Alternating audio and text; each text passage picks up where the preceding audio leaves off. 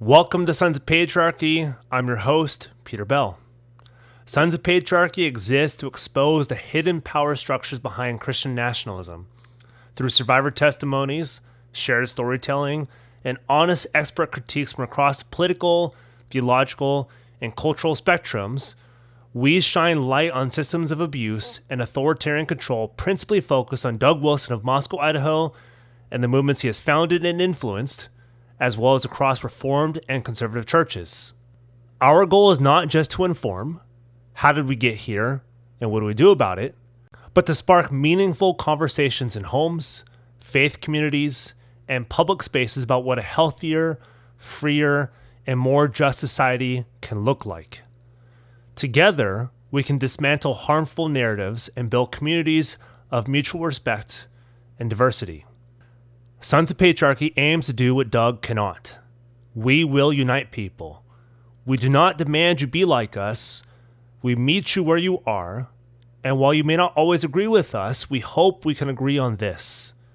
Churches should be safe. You can find us on all podcasting platforms as well as YouTube, Facebook, Instagram, and X, and sonsofpatriarchy.com. Ad-free episodes, bonus content, listening a week ahead of time on both audio and video, monthly Ask Us Anything specials, and many more perks are available across 5 membership levels at patreon.com/Sons of Patriarchy. Much of the same is available via Apple Podcast subscriptions for $4.99 a month. You can give to this work directly at donorbox.com/sons-of-patriarchy. Exclusive Sons of Patriarchy merch is available at sonsofpatriarchy.com/merch. If you'd like to get a hold of us, desire to interview either myself or co-producer Sarah Bader, or you're a news media agency looking for information on Christian nationalism, patriarchy, Doug Wilson, or anything else we covered in this series, go to sonsofpatriarchy.com/contact. Now, on to the episode. Welcome to Sons of Patriarchy. Before we dive into today's episode, we want to take a moment to provide a content warning. In this episode, we'll be discussing sensitive topics, including emotional, spiritual, and sexual abuse. We understand that these subjects can be triggering for many listeners. If you find yourself feeling uncomfortable or need to take a break, please feel free to pause or skip to a later segment. Your well-being is our top priority. We encourage you to reach out for support if you need it. There are resources available to help you through difficult times, and these can be found in our show notes and intake forms of private support communities, which are screened. Thank you for being here with us today. Welcome to Family Affairs, Abuse in the CREC, Part 4. In this episode, we profile 3 more stories. First, a woman who will remain anonymous, who was abused by her father. Next, Theresa Smith, who describes her relationship with her ex-husband, who had raped his sisters growing up. This will get very graphic. Fair warning. Lastly, Nathan and Christiana Wells, Moscow residents who have met numerous women who cannot make their stories public. First, we begin with a woman who grew up with Jim and Bessie Wilson, Doug's parents, and grew close to Evan Wilson, Doug's brother. Let's get to know her. Yeah, so I like to say my parents were baby believers when, as they told their story growing up to me, when they met Jim and Bessie Wilson, and then later became friends with their kids, Doug and Evan, and a little bit Gordon. And as a child, we were no longer living in that area; we'd moved away. But if you asked me, like, who are the most holy people when I was a little kid, I would have probably told you Jim and Bessie Wilson because of the stories that were told about them and just the way my parents portrayed their just like total piety. Like, these were the people who helped them figure out what it meant to be married to each other, what it meant to be walking with Jesus. And my dad was a pastor at that time, was for a very long time. And so it was just so clear that these were the people that were influencing his ministry. And when he talked about Doug and Evan, he often talked about how he had been at the Drones Club, which was the club where they and a bunch of other men would get together early mornings and talk theology and philosophy. And my dad described it as the place where a lot of his beliefs kind of took shape as he listened to these discussions and had these discussions with the other men. And then my dad would kind of distance himself like verbally from Doug, even though Doug's books were on our shelf growing up, and I remember them vividly. But he would say things like, Doug is very divisive, or I don't buy Doug's views on X or Y or Z, or Doug is very pugnacious. My dad used to use that word to describe him. Yep. He'd verbally distance himself from Doug. But I remember visiting Jim and Bessie as a kid and like sitting on Jim's lap and talking to him. And I remember a lot of times being handed pamphlets from Jim and Bessie and textbooks from Doug as I grew up as a homeschool kid. So it was kind of everywhere. And then in the summers, I grew up visiting Moscow, some family friends who were connected to Evan, and I would go to Evan's Bible study as a teenager. So a lot of my early teenage development was connected to Evan. She grew up not far from Moscow and would make the trek with her family frequently. Sat in the lap of Jim, ate dinner with Bessie, and, as you'll hear, smoked and chatted with Evan and the inner circle. What was it like growing up as a young woman with intellectual hunger and a culture that didn't quite know what to do with it? When I think about it, I remember telling people when I got to college, like, oh, my time with Evan was like a really crucial time because I felt like at Evan's house, you could talk intellectual things quickly. And as a woman who is very intellectual, that was kind of double barb because a lot of the teachings for women in the Wilson sphere were saying, hey, you could sit and smoke a cigar with us at certain times and talk C.S. Lewis or whatever Evan was reading at the time. But also, Evan told me when I got accepted to a PhD program that no man would want me because I needed to be in the kitchen. And it was clearly kind of a half tease, but it was a tease with a lot of, bite to it. And I remember calling my mom and saying, like, I thought that Evan liked me or like was proud of me. And this is what he said. And she said, oh, that's just his way of saying I love you. Like, and I'm proud of you. Interesting. That no one's going to want to marry you because of this big accomplishment in your life that's pretty life-changing. So I also think one of my favorite commentators on this, a guy named Joe Tenney, once said that fundamentalism is a world in which you have really easy answers for really complex questions. And that was Jim and Bessie's influence in my childhood growing up. Every sin that your parents could identify, there was an easy answer. It was just stop sinning and try harder. And that's all over Jim's works, right? Anxiety is a sin, right? The opposite of faith is anxiety. It's just you choosing not to trust Jesus, right? And I remember like seeing dad handing me how to overcome bitterness. And I remember going to friends' houses and hearing, as Jim and Bessie got older, just these like glowing like stories between parents about, Jim and Bessie and how wonderful they are. And meeting Jim and feeling like I was meeting royalty. And he was very kind to me as a kid. I don't have any bad memories of that experience, but it was very clear that he was helping, my parents felt that he had helped them learn things. And my mom used to tell us, she taught us as kids, we didn't have a lot of food, but she didn't want people in our community to know that. So she taught us what Bessie had taught her was that you should teach your kids the letters FHB, family hold back. And that means that if you have guests over and there's food on the table and you're worried there's not enough food to go around because your kids are hungry because you haven't been feeding them, that's kind of the time they want to eat. You just teach your kids FHB and you can say it and your guests won't know that you're telling your kids not to eat the food in front of them. And my mom would do that pretty regularly. So that was kind of my first getting to know Bessie through my life, was learning FHB and then, applying it and having food in front of my face for the first time, like consistent protein when guests came over, first time in a week, and being told FHB. And I remember thinking, I don't really like Bessie right now. I'm really hungry, really, really hungry. But yeah. It was a complicated mix of feeling very, very holy and like having this outlet that was very deeply intellectual and also experiencing things that didn't feel quite right, but were very normalized in my community. Now to the meat of the conversation.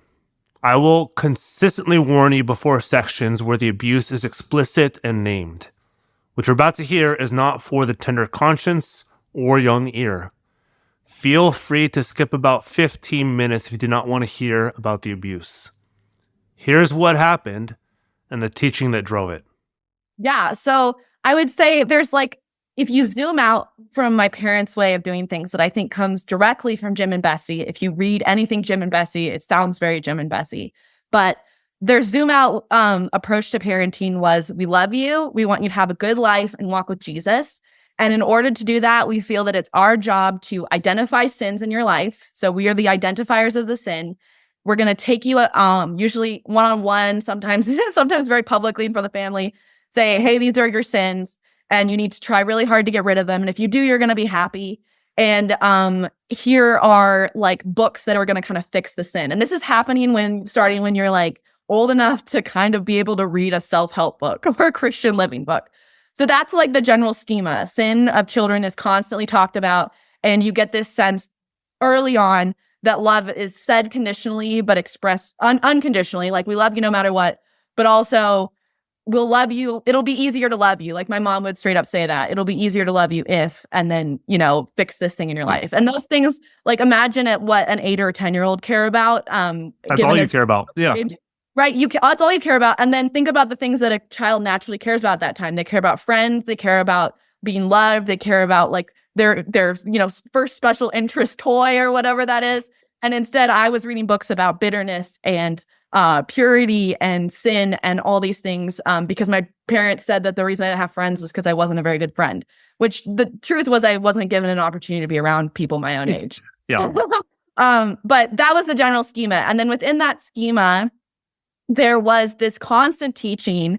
I was thinking about today, since I was like as early as I can remember, that all men are attracted voraciously, like soul twistingly to women. That women are this like magnetic force that is just like almost impossible for men. It's not on. There's sex on our minds whenever we look at a woman. All of the time, like literally all of the time. And it was a shock when I got married to find out that actually wasn't the case, because I believed him, but that's not actually the case. I mean, there's a little like, yes, there is sometimes like that does happen, but it is not all the time. But sometimes food is more important. Oh, right? very much so. Yeah. Right? Yeah. Right. Absolutely. But this is what I grew up believing. So my first memory of this is I started dance when I think I was 4 or 5. And so I would dance at home. I just loved to dance. I was a little girl who loved to dance. And I was doing like ballet stuff. There was nothing, inherently sexual in the kind of dance I was taking. And my dad immediately told me, well, it's immodest when you shake your hips. And I don't know if you've ever tried to dance without moving your hips. It doesn't work. It's really hard. But I remember being 3 or 4 and my dad just saying, oh, you're shaking your hips. Oh, you're shaking your hips. That's immodest.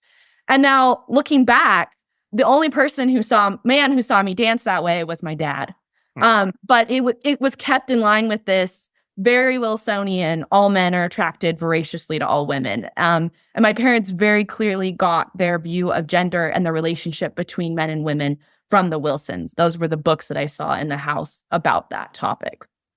So yeah, this thread of you gotta kind of monitor how you behave in the house as a woman, what became in many ways the dominating thread of my existence in that house. So most of the pictures of me I'm wearing like really baggy clothes when I'm like 5, 6, 7, because I don't want to make my dad stumble. And at first, he never said it was him, right? It was just implied all men. Yeah, I want to underline what you're saying. When you say all men are attracted to all women, you are literally saying not just all adult men are attracted to all adult women, nor all men are attracted to potential female spouses.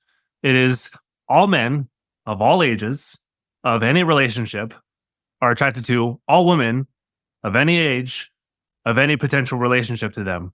Exactly. And I don't think I want to be very clear, I don't think Doug and Evan taught it that specifically, but I think my dad took it to its logical conclusion. Yeah. Like, I think my dad was being incredibly intellectually consistent when he taught that way.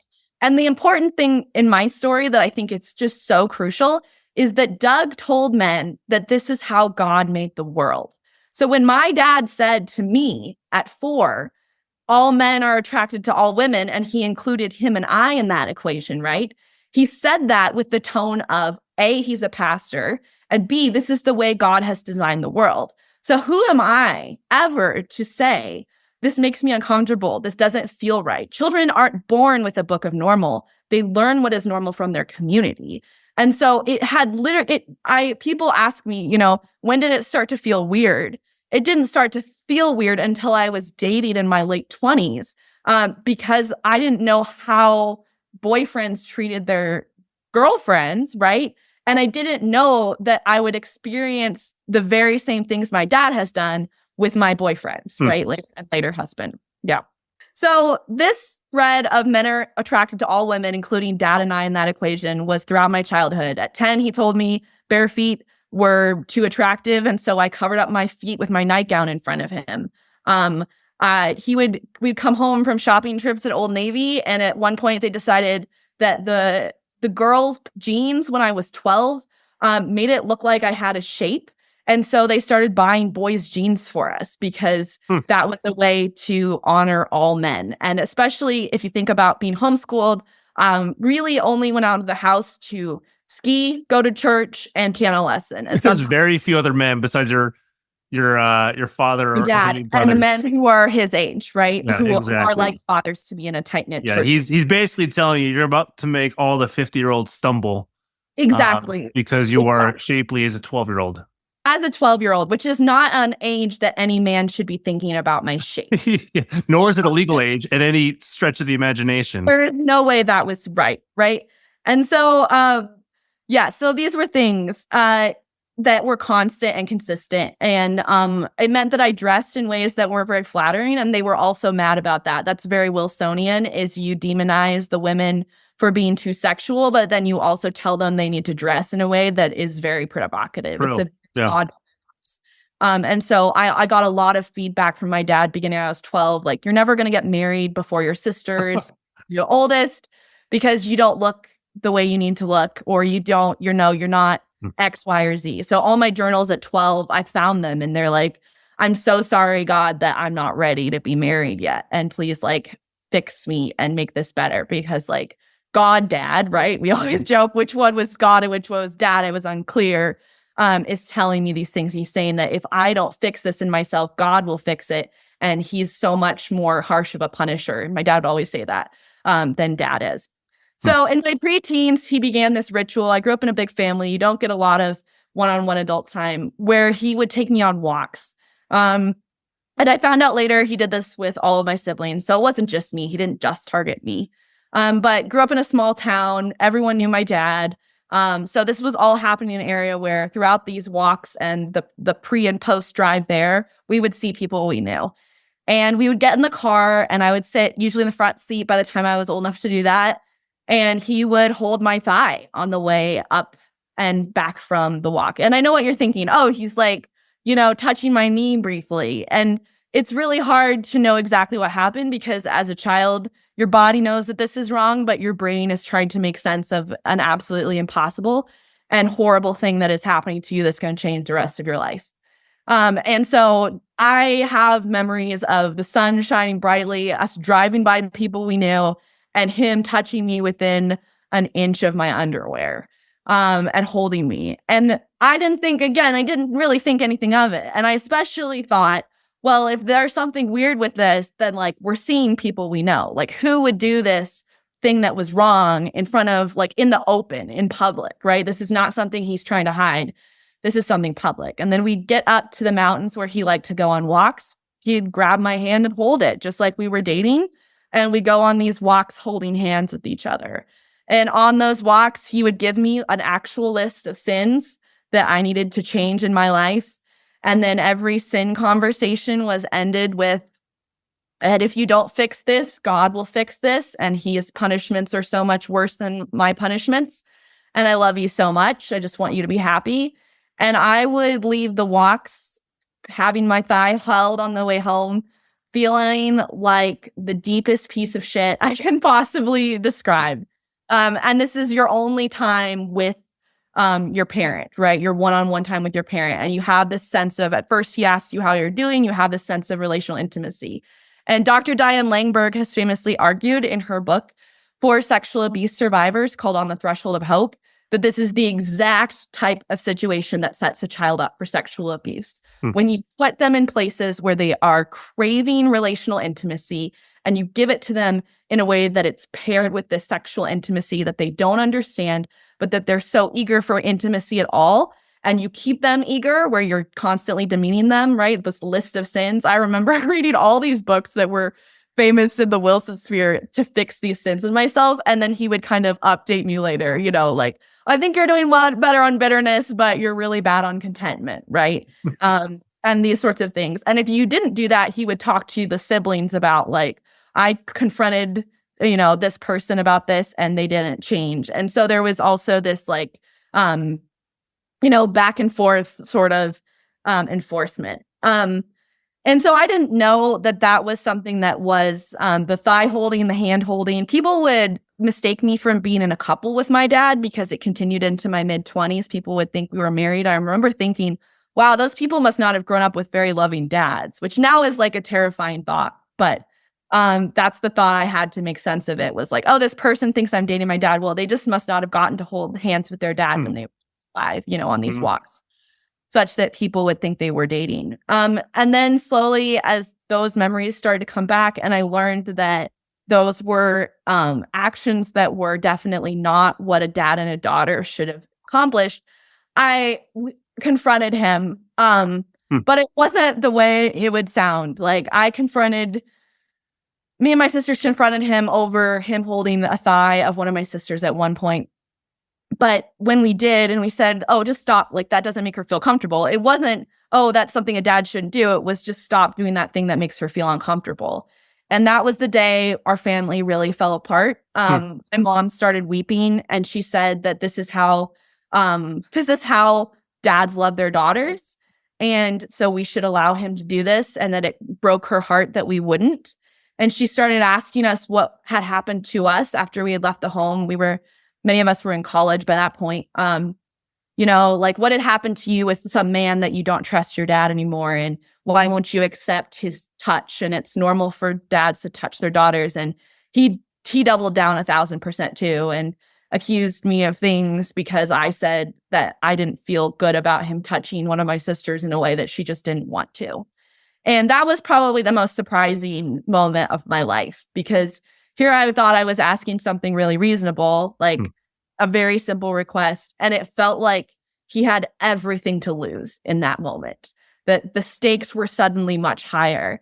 And now I understand better what was happening, that I was actually saying what he, in his conscience, I think, has always known and was afraid of and ashamed of, that he was acting in that moment on what I believe is full-fledged sexual attraction to his daughter. And I was just saying, please don't do that thing that doesn't feel good. But to him, I think he knew I was saying, stop touching your daughter in a way that you shouldn't. And since then, it's been a long journey. But since then, I've also remembered moments when I'm pretty sure that he showered with me as a preteen because he said that he needed to teach me how to wash my hair because he said my hair was greasy. And my mom was pretty cruel. And so I said, well, he was like, it's either me or your mom. And at the time, I thought it would be better for my dad. And now I know why he put himself in the lineup to do that. No father should be showering with his preteen daughter for any reason. Ever. But again, it was presented to me as this is normal, and here's a very good reason why we need to do it, right? And when my therapist later reported that to CPS, the CPS worker said, why would a dad ever do this with his daughter? And I said, well, there was like apparently a really good reason that made sense to me well into my 20s until my husband was like, what in the world are you talking about? And there was also memories that are unclear and yet exist, that there was camera pictures taken in the shower. I remember being in the shower and thinking, oops, I lost the game, and seeing a camera flash. And I don't think it's possible to have that memory without someone having taken a picture of me in the shower as a teenager.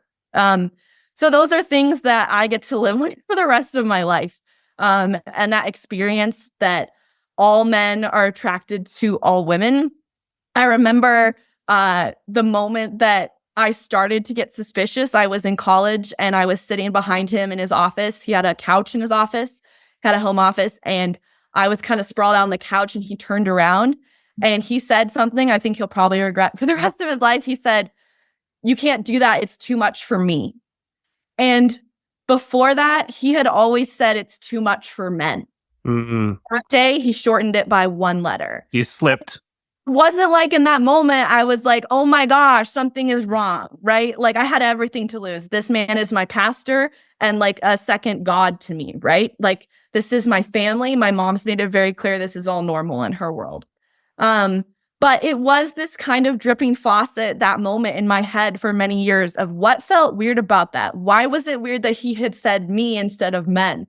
When I had always known that all men meant dad and daughter, right? I'd always known that deep inside, but he had never quite slipped that badly before. And also, why was it a problem that his daughter was sprawling on the couch fully clothed? Like, what in the world was going on there? There was nothing inappropriate. I knew that. But it was too much for him. And so yeah, there's no easy answer to the end of my story. My story, I think, ends when someday I get to see Jesus and experience healing from it. My dad is still living a life that's just fine. Nothing really significantly about his life has changed other than that I don't talk to him anymore. The police, when they were contacted, they sent us a letter that said, "We got your report." And that was the last we heard of it. And it's been over a year. Yep. So again, I think my dad was within centimeters of felonies, but at the end of the day, or he crossed them in the case of the shower incident. Oh, yeah, of course. At the end of the day, there's nothing you can do. You can't go to court and say this happened to me and expect him to say, oh, yeah, it definitely did. And I deserve to go to prison. This is someone who, thanks to the Wilson Foundation, has said, right, that this is not only normal, this is the way God has made the world. And so anytime, I remember a couple times implying that I thought something was off a little bit towards the end of my relationship with my dad. And he would just say, well, what are you accusing me of? And you can't, as a child, look at your dad in the eyes and say, I think that you sexually hunger after me and have since I was probably 4. Like, he knows you can't say that. So all he has to say is, what are you accusing me of? And you kill it yourself. Like, you're not going to be the one to say that. And if you are, you're the dirty kid. It's you who bear that shame. It's you who bear that guilt. You're the one who's sexualizing things that are just perfectly innocent, right? Because this is just all men are attracted to all women. And he's done a great job of not actually, having sex with you or those sorts of things. So what advice would she give to those in her situation? Maybe you're a young girl listening to this and wondering, is this happening to me? Maybe you know a young girl who you suspected is being abused at home. What should you look for? Here's some advice. Yeah, so I always said that early on in my story of coming out from my parents' abuse and the fallout from it, I always said my little shorthand for it was I was abused in every way except sexually. Like for the first 5 years of that journey, that was kind of my tagline. Because for me, the sexual abuse box was limited to penetrative sex, right? I hadn't had that with my dad or anyone outside of my marriage. And so I just thought, okay, that's not part of my story, right? What happened to me and something that started to resonate with me was that the medical professionals I saw, and the more I started to get to know my own story better, the more it became clear that there was something that had happened to my body specifically, that indicated that my body was in a lot of distress. And for me, I think that's really important for people who are suspicious to hear, that God made our bodies in such a way that I truly believe that they know things before we do. And that sometimes discernment comes out of a gut reaction, and it doesn't necessarily match up intellectually with what happened. Sometimes I wish I could tell you who my dad is, because he's known as someone who's exceptionally wonderful. He's exceptionally holy, and he is perhaps the nicest person I have ever met. He is generous to a fault. He's considerate, kind. He has blessed so many people. So many people have come up to me and said, your dad led me to Christ, or your dad changed my life. And I think that's true for those people, right? And the hardest thing I do on a day-to-day basis is hold that in my heart, right?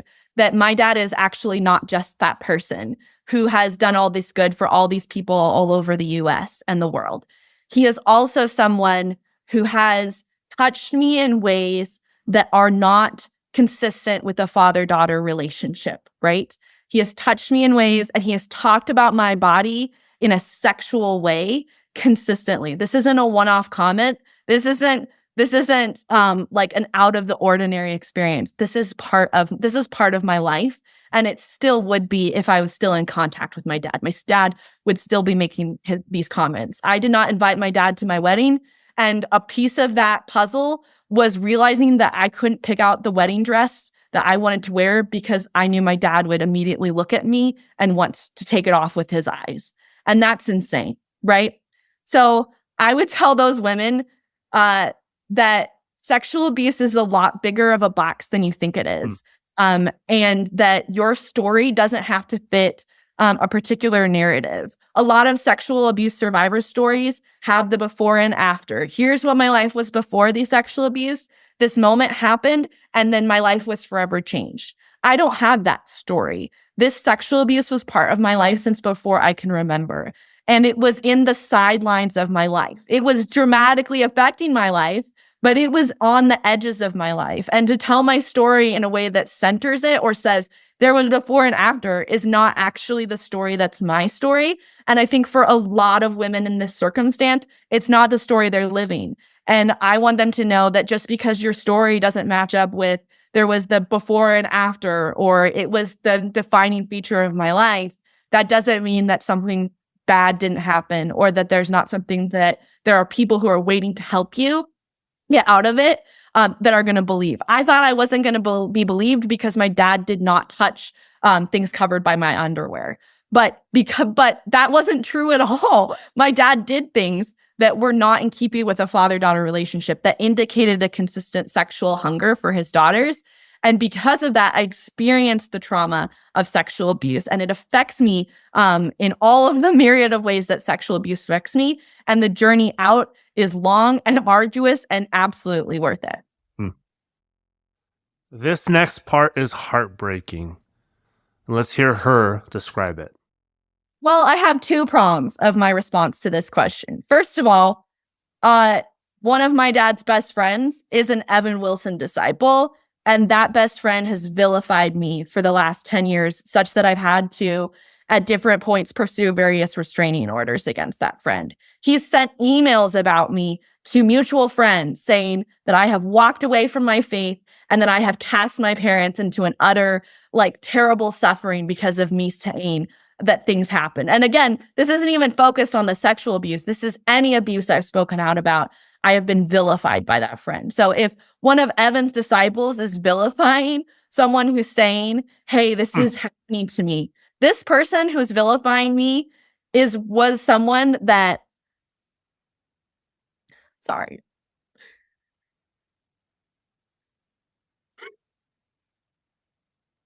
It was someone I considered a second father.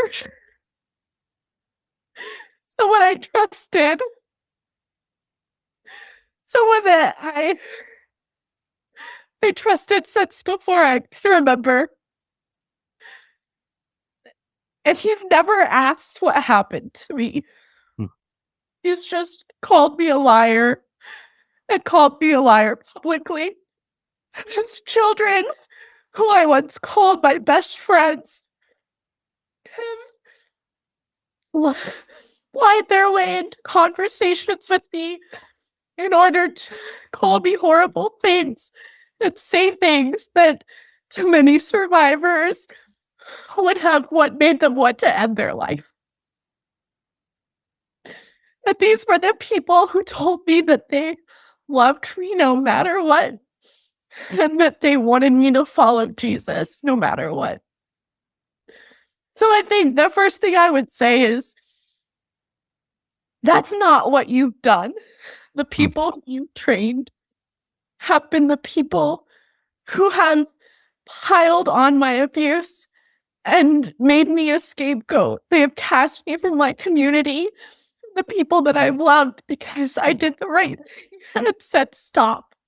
And instead of addressing the wolf in their midst, they have thrown knives at me to try to get me to shut up because it didn't fit what they wanted to believe about my dad.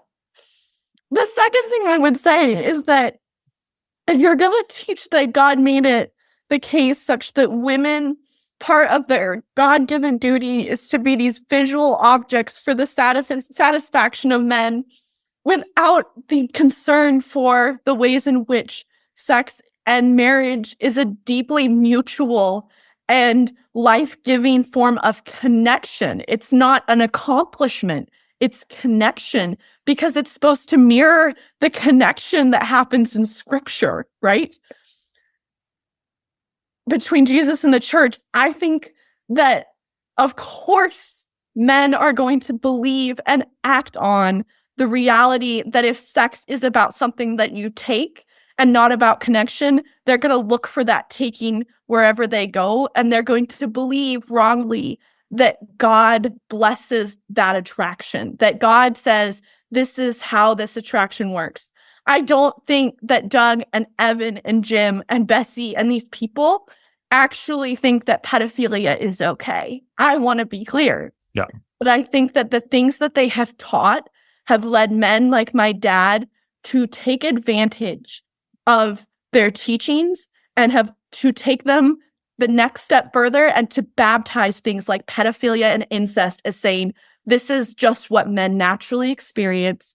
And so women have to accommodate this natural experience. When the reality is that's not natural, that's literally pathological experiences of sexual attraction. But I genuinely don't know how my dad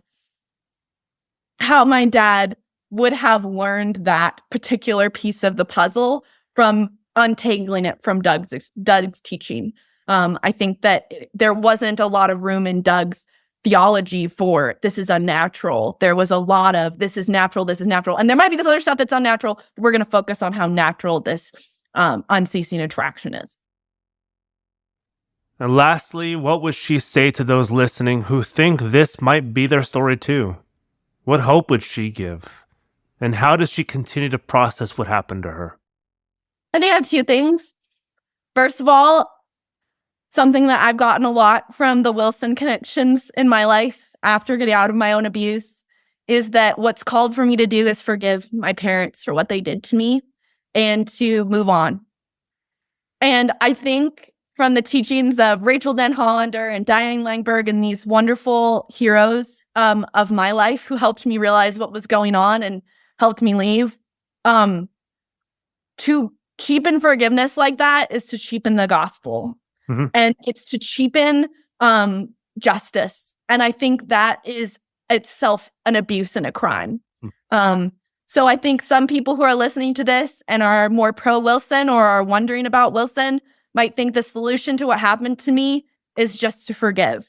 And I think forgiveness, for me at least, has been something I've chosen to embrace in time. It's taking a lot of time. It'll probably be the rest of my life that I spend learning how to let go of what happened to me. But forgiveness is not in competition with looking straightforwardly at the reality of the effects of incest in my life. Incest has affected my life in ways that I can't even begin to detail. And to look past that is actually to say that you're so scared of looking at the truth that you'd rather just hide it and cover it with forgiveness. And I'm not really interested in any worldview that suppresses the truth. And I don't think anyone should be. The second thing I want to say is that when I first started confronting what happened to me, I truly believed that incest was too big of a word and too scary that it could not apply to me. And when I started looking for people who had experienced this and stories, I often found, like I said before, that those stories were coded as my dad would come into my bedroom at night and rape me. And I am very blessed that that never happened to me. But that doesn't mean that I'm not a victim of incest. And I think, and I fully believe that there are lots of women who might listen to this who have been victimized in ways I have been because I saw it. I was in that community and I saw it happen all the time. I had my shoulders rubbed by men who were my dad's age and older. And I saw men watch it, men and women watch that happening to me and say nothing and do nothing because it became normal. It is not normal for older men to act on their attraction of any kind to young women. It's not good that they have it to begin with, but it's especially evil that they act on it. And I don't care what kind of relationship they have. My shoulder should never have been rubbed in church by anyone, right? And so I am eager for survivors who don't even identify with that label of survivor to know that the experiences they have don't need to fit a particular definition or box for them to get the help that they need, right? And that the amount of help that you need might not actually be scary, right? The things that I initially reached out to help me with my story were people who I wanted to say, hey, things like an easy first step is, hey, my dad did this to me as a kid. Do you think that's normal? Or my husband's doing this to me on a daily. Does your husband do that? Those sorts of questions are easy, low-cost barometers, right? To help you know if you're in this kind of circumstance. Because your version of normal might actually be very, very, very twisted by someone it's in their best interest to make you think that something that's happened to you is normal when it's not. Next, we move to Theresa Smith. Let's get to know what happened to her and the family she married into. Yeah, so my name is Theresa Smith. I'm 35. I live out in about 20 miles north of Moscow. And I first got into the Doug Wilson world back in probably 2010. Nice. And my parents started going to a CREC church in Spokane. And I had some health issues when I was in college. I ended up coming home and ended up attending church with them. And then that's where I met my ex-husband and his family. And yeah, that's how it all started. I don't know where you want me to go from there, but No, that's good. Did your husband grow up in CREC circles or a Wilson church? What was his involvement? oh yeah. So his family, the Dolan family, his name is Luke Dolan, which I don't want his name out there. Sure. So they were very involved with the Moscow church, even though it was a good 2.5 hour drive north. They were in Newport, Washington. They would drive most every Sunday while he was growing up to Moscow for church on Sunday and then drive back home. And they were very much involved with the Moscow teaching. And the dad very much looked up to Doug Wilson, and they had all his books. His mom, Your husband's dad, or your ex-husband's dad, I mean. yeah, sorry. He was very enamored, I guess you would say, with Doug Wilson, kind of like a hero. Mm-hmm. Looked up to him, kind of like gave him this kind of status. Like a And groupie. yeah, right, fangirl. I remember my ex-wife, or my ex-husband's mom gave me her hand in marriage book when we were dating. And so, yeah, they kind of grew up in that. I know they tried a few times here and there to start a church up north, and those kind of fizzled out. But, Okay. and then when I met him, they were going to the Spokane CREC. Mhm. So that's where we met. How was Theresa first introduced into the Doug Wilson universe? So I think one of the main problems with the whole Doug Wilson church, I think a good way to describe it is hedonistic. Like they're very into the physical pleasures of this world, whether it's alcohol, sex or anything like that.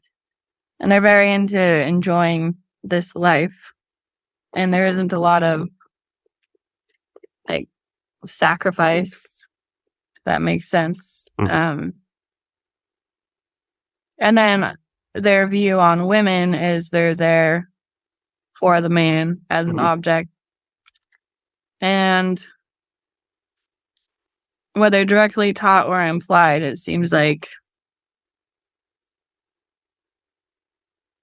basically a man can pretty much do no wrong, or it's easy to shift the blame. So say a man is married and he's struggling with porn, that's probably the wife's fault because she's obviously not giving him what he needs. Yep. And then if he's not getting what he needs and then he goes out and he has an affair or he sees a prostitute, it's because that woman allured him in his weakness, not because he was, it was not his sin. It's them. Yeah, he's so beaten down at home because his wife is not giving him what he wants. So he has to go out and search this stuff. So woe was the man. If only his wife was just a better wife, he may not have gone out to do this stuff. Right, exactly. And it just ends up putting the blame on them. And then I've also noticed that my girls used to be part of the dance here. That's part of the CREC. They do an Irish dance school, which I stopped that a while back because I just couldn't. Even just doing only the dance, which is a pretty good program that, they know what they're doing. They teach well. But I couldn't in good conscience anymore be anywhere close. Yeah. As the girls got older. Don't blame you. Just I'd rather them go to a secular place, 100%. Honestly. And it's unfortunate that secular people treat their women a lot better than a lot of Christian institutions do. But what I noticed is they don't allow boys to be a part of that dance, which I think is odd, to say the least. And the reason is, they don't want the boys and girls together, stumbling each other, or the girls stumbling the boys. But I don't get, they're 3, they start dancing at 3, and they're almost creating,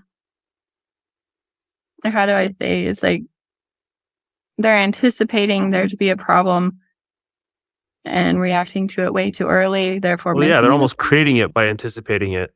Exactly. Like making it weird when it doesn't need to be. Exactly. And then, them saying you can't dance with each other then has the kids wondering, I wonder why we can't dance. Oh, girls are icky, boys are icky. This is not something we can do. And then that just perpetuates when they're a kid. So it's taboo. And so you're not really sure how to interact with the opposite sex. Exactly. And then anything that you do is, tempting them somehow, some way. Yep. No matter what you do. Yep. Oh. Yeah, it just seems like the women bear the brunt of all of what's expected of you, keeping your home in order, having one child every year, taxing your body and your mind to the limit. And when they're struggling, they're not allowed to talk about struggling, right? It just seems like, I've heard some of Doug Wilson's daughter's teachings, and one thing, I think the Examining Doug Wilson page posted it, that, she wanted to cry, but she shoved it down for 20 minutes and just started washing dishes. And, you wait the 20 minutes, and if you still feel like crying, you got to wait another 20 minutes. And like you're shoving death. It's like maybe there's a valid reason that you're overwhelmed and stressed. And the women are bearing the weight of everything. Now it's huge, I would say, in the Dolan family as well. Because the dad, he didn't work anymore because of a disability, which now they're divorced, he's working, which is ironic. But she did everything. She had 17 children. She worked herself to death almost, she worked harder than anyone. She did the farmer's market, the animals, and if things like the washer broke down, she would be the one to fix it. She'd do all, she just bore the weight of all the responsibility.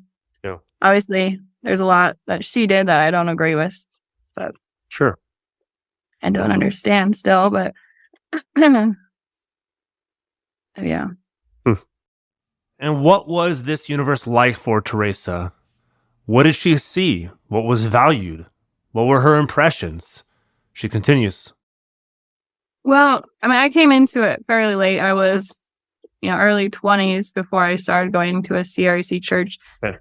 And I came in with my own preconceived ideas. I mean, I grew up, we kind of bounced around different churches growing up, Southern Baptist. We were all fairly conservative.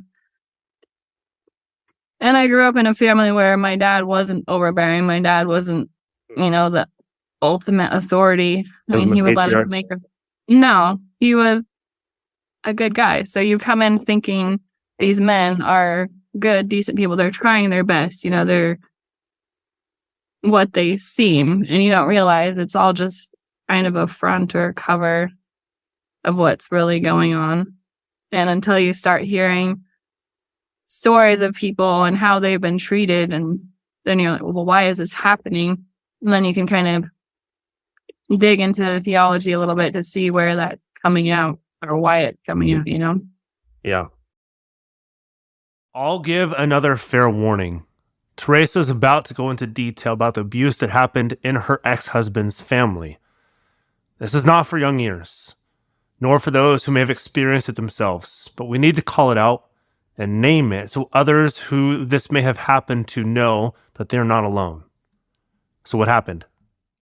Well, let's see, where do I begin? So, I'll just give the kind of the rundown. Yeah. So we got married in 2011, and he was one of 17 kids, number 4 out of 17. And, I thought I was marrying a certain type of person. You'd never been with anyone else, and, had these ideas, and that's who he presented himself to be, this pure individual. And so within the first month that we were married, I ended up finding pornography on his phone, which freaks me out because I'm not okay with that. And as far as I knew, he wasn't doing that. No, excuse me.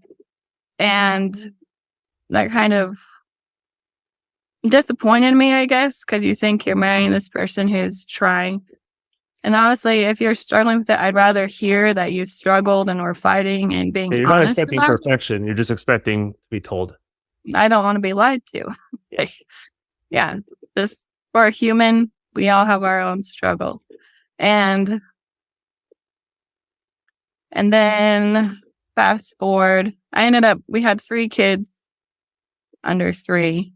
So my oldest was 2 and my third was born. So I was fairly overwhelmed and busy. But fast forward to, let me think. It was June of 2018. One of the sisters. So 7 years into your marriage. Yeah. One of the sisters texted the whole family that her oldest brother. Your husband's sisters, right? Yeah. Yeah. One of my ex-sisters. Sorry, one of your I didn't say ex-husband. Yeah, one of your ex-husband's sisters. Yes. I'm trying to keep their names vague. I don't care. Sure. Use his name, but I can tell you, maybe I don't know if you can bleep him out or something, but No, you don't have to say it. That's fine. So she texted the whole family that she had filed a police report against the oldest brother, Matt, but you can say his name, and that Matt had raped her as a child, and she wanted the truth out there, and I don't know what she was wanting or expecting. I don't think she got what she was hoping for from the family, unfortunately. Yeah. And she was asked that we all wait until the police had contacted Matt and, go from there. And obviously we were all shocked and disturbed.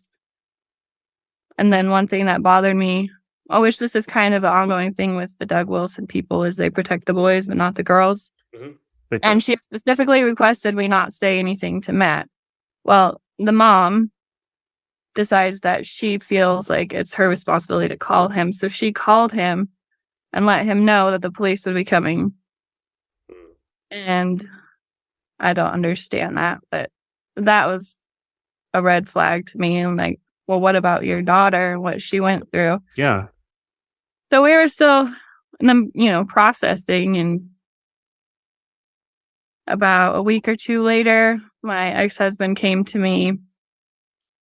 I need to back up a little bit. The sister, he came to you? Yeah, I need to back up a little bit because I had talked with the mom, because I used to work with her a lot. We did farmers markets, and I work in the garden, and I was there at least twice a week, probably helping out. And I remember speaking with her in the garden, and she said she knew another sister had been abused by another brother. And she told me she didn't want to know who did it because it would hurt too much to know. Whereas I was completely blown away by that as well, because if anyone hurt any of my girls, I would go through hell to find out who did that and make them pay. Because I just didn't understand her thinking, but I think that also goes back to some of the theology. Yeah. Save the man and woman are kind of carnage. Exactly. So that's a little bit of background. And a little bit later, my ex-husband decided to tell me that when he was younger, there was some inappropriate touching between him and his sister. And I was beyond disturbed because, we'd gone through history and that had never come up during any premarital counseling, when that probably should have come up. And I was very immediate, just like, what happened? How old were you? How old was she? Yeah. He was very vague. He's like, it was just inappropriate touching. I think it stopped when I was 13, 14, somewhere around there. And, I think she was 3 or 4 years younger than me. And, he was crying and distraught, and I was still pretty disturbed. But I, unfortunately, took him for his word that that's what happened. And it sounds a little dumb now looking back, considering that I didn't do a little more groundwork at the time, checking the facts. Because with a family of 17 ages and who's still, even after 7 years, it was a little vague sometimes about age. Anyway. So I regret that, because things happen for a reason. And it's not always easy to take action at that point, because you're both disgusted, you're confused, you're shocked. You're like, there's probably still some thought in your brain is like, can I save this marriage? Is this possible? So it's right. All those thoughts are going through your mind. So I would give yourself a little bit of a break. All right. When was I? Yeah. Yeah. And then it was almost exactly a month later. It was the day before my 30th birthday. It was July 20th. He came to me again and told me about how did he come about? He said he had been to some massage parlors where he allowed them to touch him inappropriately. That's how he worded it. And he kept talking, but my brain stopped right there, and I'm just like processing what he just told me. For one, he used that same language with his sister. For two, what he's doing is illegal. And you don't just all of a sudden happen to be in a massage and things happen. It's like you have to know where to go, who to ask for. That's called prostitution. Yeah. It's not an accident, So my brain is stopped, and I ended up having him leave that day. And he kind of made a scene, crying, and is dramatic, but it was kind of the same reaction as when I had found the porn and this and that. And I just didn't have it anymore to really care what his reaction was, because I didn't even know what the truth was. And I think part of what brought that about was we had lost a baby boy November of 2017, fairly late in the pregnancy. And I think he kind of had some guilt somewhere that what he'd been doing caused that.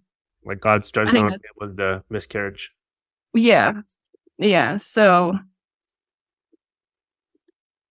I think that he'd been wrestling with that. I think that's part of why he decided to come out with that. Although he said he wanted to make our marriage better, and he wanted to be open and honest, and this was going to help.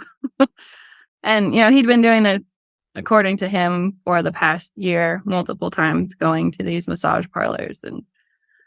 And so that day, July 20th, I kicked him out of our house, and he left. He didn't fight it or anything, thankfully. He went to stay with his mom, and that night I emailed his sister that he had confessed to me about what he had done with her. And I just, without really giving her any background, I don't even know if she knew that we had separated. I just said, can you tell me in your words, from your perspective, what happened to you as a child? And she said she could do that, but it'd probably take her a while because it was hard for her to go there. And so it was about 2 weeks before I heard from her. I'd already started seeing a lawyer about divorce, because it's like every so often he kept bringing things up, more and more things that I had no idea. I didn't know anymore who he was, what he was capable of, or what else he was lying about, or what else he was going to share down the road when the mood struck him. So 2 weeks later, roughly mid-August, I get an email from her, and I wasn't expecting it at all, what she said. I mean, I felt sick to my stomach. It's basically her oldest brother, Matt, raped her, or I don't know if it was rape, but assaulted her when she was 2 or 3, which I can't imagine. He would have been about 17. Oh. And then Luke started abusing her around 4 or 5. She said it was more just the molestation side then. But they would also show her pornography at the age of 4 and 5 and 6. And, she didn't really understand what was going on. And then she said she was raped at the age of 9 or 10. She said it's kind of blurry because, there's a lot going on for a child. Mm-hmm. And he was 8 years older than her. And then it continued until he went to NSA when he was about 21 or 22. So it went on for a very long time, much longer than he stated. I had asked him how it ended, and he claimed it had just been touching, and that she tried to perform a certain sexual act on him, and then he realized what they were doing is wrong, and then he ended it, made himself to be the hero and her to be this aggressive, he didn't even say she was that young, an aggressive 12-year-old or something. When in reality, he was, coercing her, manipulating her. Yeah. She didn't realize. Yeah. Yeah. Well, she didn't realize what was going on until she heard the story of Tamar in the Bible. And then she said once she realized what was going on, she tried to stop it. But even then, it was manipulation, coercion. He'd give her money. There wasn't a lot of parental supervision, so I don't know where they were on all that. Yeah, when you have 17 kids, it's hard to keep track of all your kids' comings and goings. So, coming to find out, not only Luke Dolan, but Matt and Ben were also raping her during this time. So 3 brothers to the 1 sister. And at that point, because I was trying to be, during the divorce proceedings, I was trying to be reasonable when, he needs to be a dad. He needs to have time with his daughters. And after that, I didn't know legally what I was allowed to do at the time, but I just said, I don't want you seeing our girls until I can work some things out, figure out what needs to happen. And thankfully, he didn't fight it. I think he had a lot of fear that this would come back on him and he'd end up in prison, which, in my opinion, is where he should be. Mm-hmm. But, so I think he was afraid of fighting. And then he actually just ended up signing divorce papers just a couple months later. I think he agreed in So it was July, we separated. By October, he just said, I will sign whatever. And he signed what me and my lawyer had come up with for supervised visitation, saying that the father has, raped a child, has assaulted a child, all these different things. And he signed his name to it. And he had admitted to me over text that what she had written was true. But then later down the road, in other proceedings, he got really wishy-washy with his language and said he didn't actually rape her, that I'm reading into things. She didn't say it, and that I'm reading into the So it's like he admitted to it, but then he kind of took it back because I think he's still afraid of what could happen. Because in Washington, there is no statute of limitations. They removed that a couple years ago. And unfortunately, the sisters don't want to press charges. But thankfully, my girls have been safe. It's been supervised visits for the last 5 years. And the other unfortunate thing is he got remarried. Supposedly, he told her everything. I wrote her my own letter explaining what happened. And she came back very sweetly, said, oh, he's told me everything. We're being open and honest with each other. Which I don't know why you would want to marry someone knowing what they done, but she did. And they just had a baby girl this spring. It kind of makes me sick and fearful at the same time. I mean, you hope someone's changed. Yeah, sure. But when they've been lying your whole life, you don't know if they can. Yeah. Is he still a member of a CREC church right now? Or is he left, do you know? No, they attend, last I heard, was the branch of Real Life. I think it's the Newport Real Life Church. Okay. Which is another interesting thing, is that pastor counseled me during it all as it was unfolding. And he told me that, by holding him accountable for this, you're just going to teach him to be a better liar. Well, now he's allowing him he's taken little boys on camping trips in the mountains. He's allowing him to do this. At this church? Yes. And the pastor knows. And so he knows about his history of... Yes. Okay. Which, that's why I think it's a problem with the church in general, with how they handle abuse, sexual abuse. Yeah. And I think it's wider than Doug Wilson, but it seems to be prevalent at the Moscow church for sure. Did the church that your ex-husband's family was going to, did they know about the abuse? Did they know about what was happening amongst the kids? And did the NSA know this stuff when he came in? I don't think so. Because, no. The girls that were abused didn't share until that summer of 2018. So no one knew.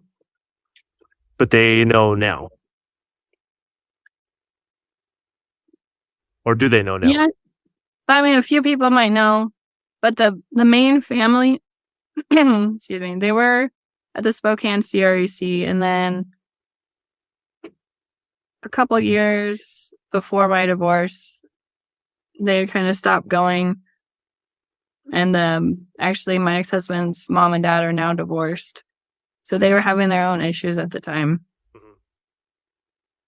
And, people might have heard through the grapevine, but there was no dealing with it as a church. There was no formal type of anything.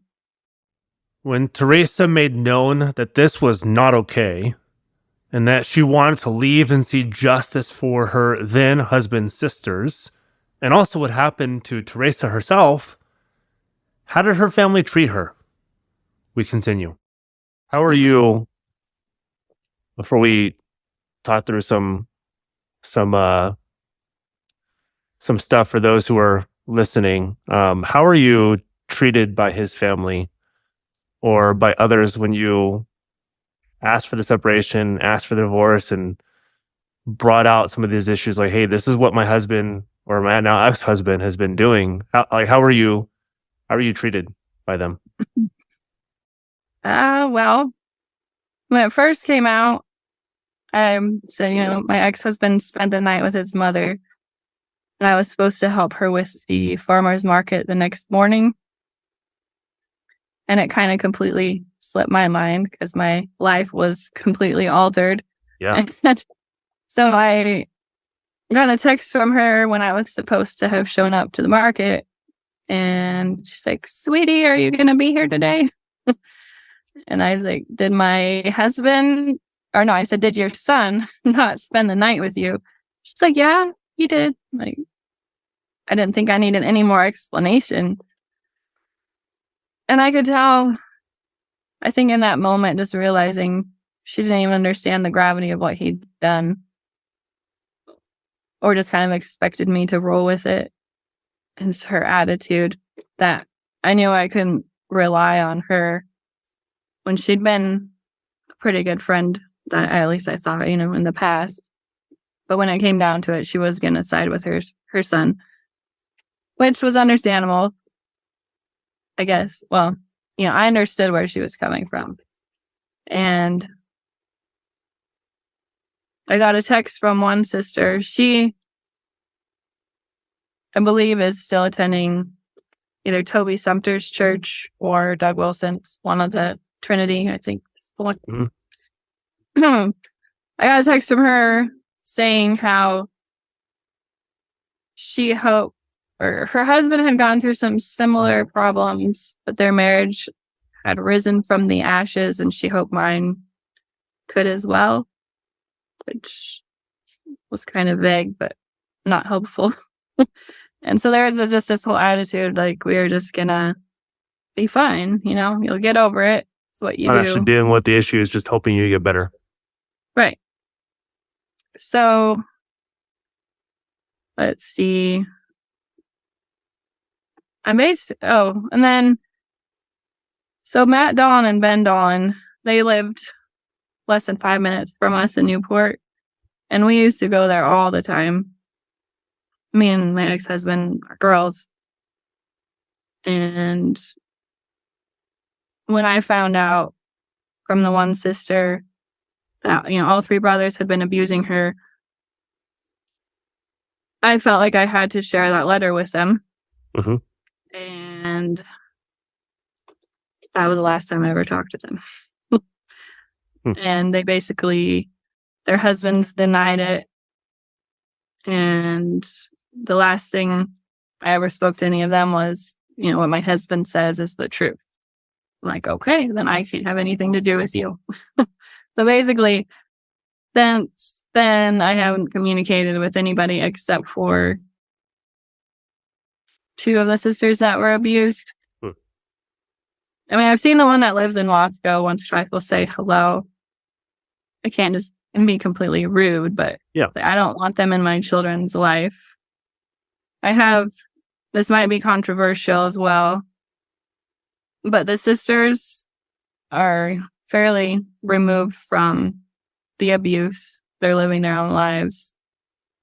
There is no statute of limitations, yet their brothers are walking around living normal lives with no consequences, access to children with no restrictions except for my children, going to church camps, taking kids on overnight trips. It's kind of like having an alcoholic. Where are they going to church? Real life. Oh, that's right. Real life. That's right. Although I think some of the brothers do go to the Trinity in Coeur d'Alene. At least they have been there. The CREC in Coeur d'Alene? Yeah. They don't want to press charges.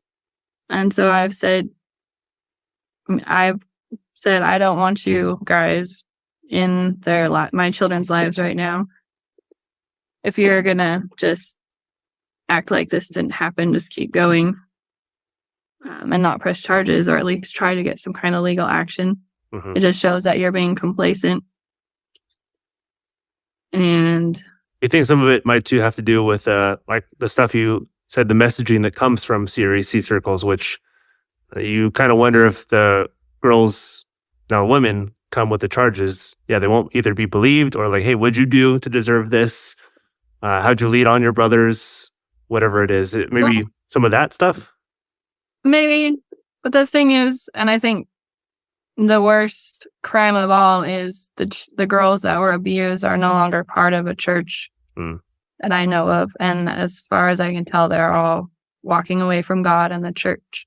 And the brothers could care less, honestly. And that, I think, is one of the worst things, because what's the verse about the millstone? When you lead a child astray, which is basically what they've done. As of now, they've gotten off scot-free. Exactly. So I've put that in place, that if they want to have a relationship with my kids, there needs to be some activity with the police.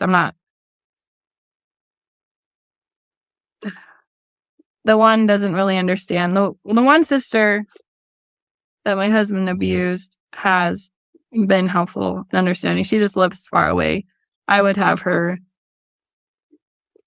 see them, but it's just not feasible at the time.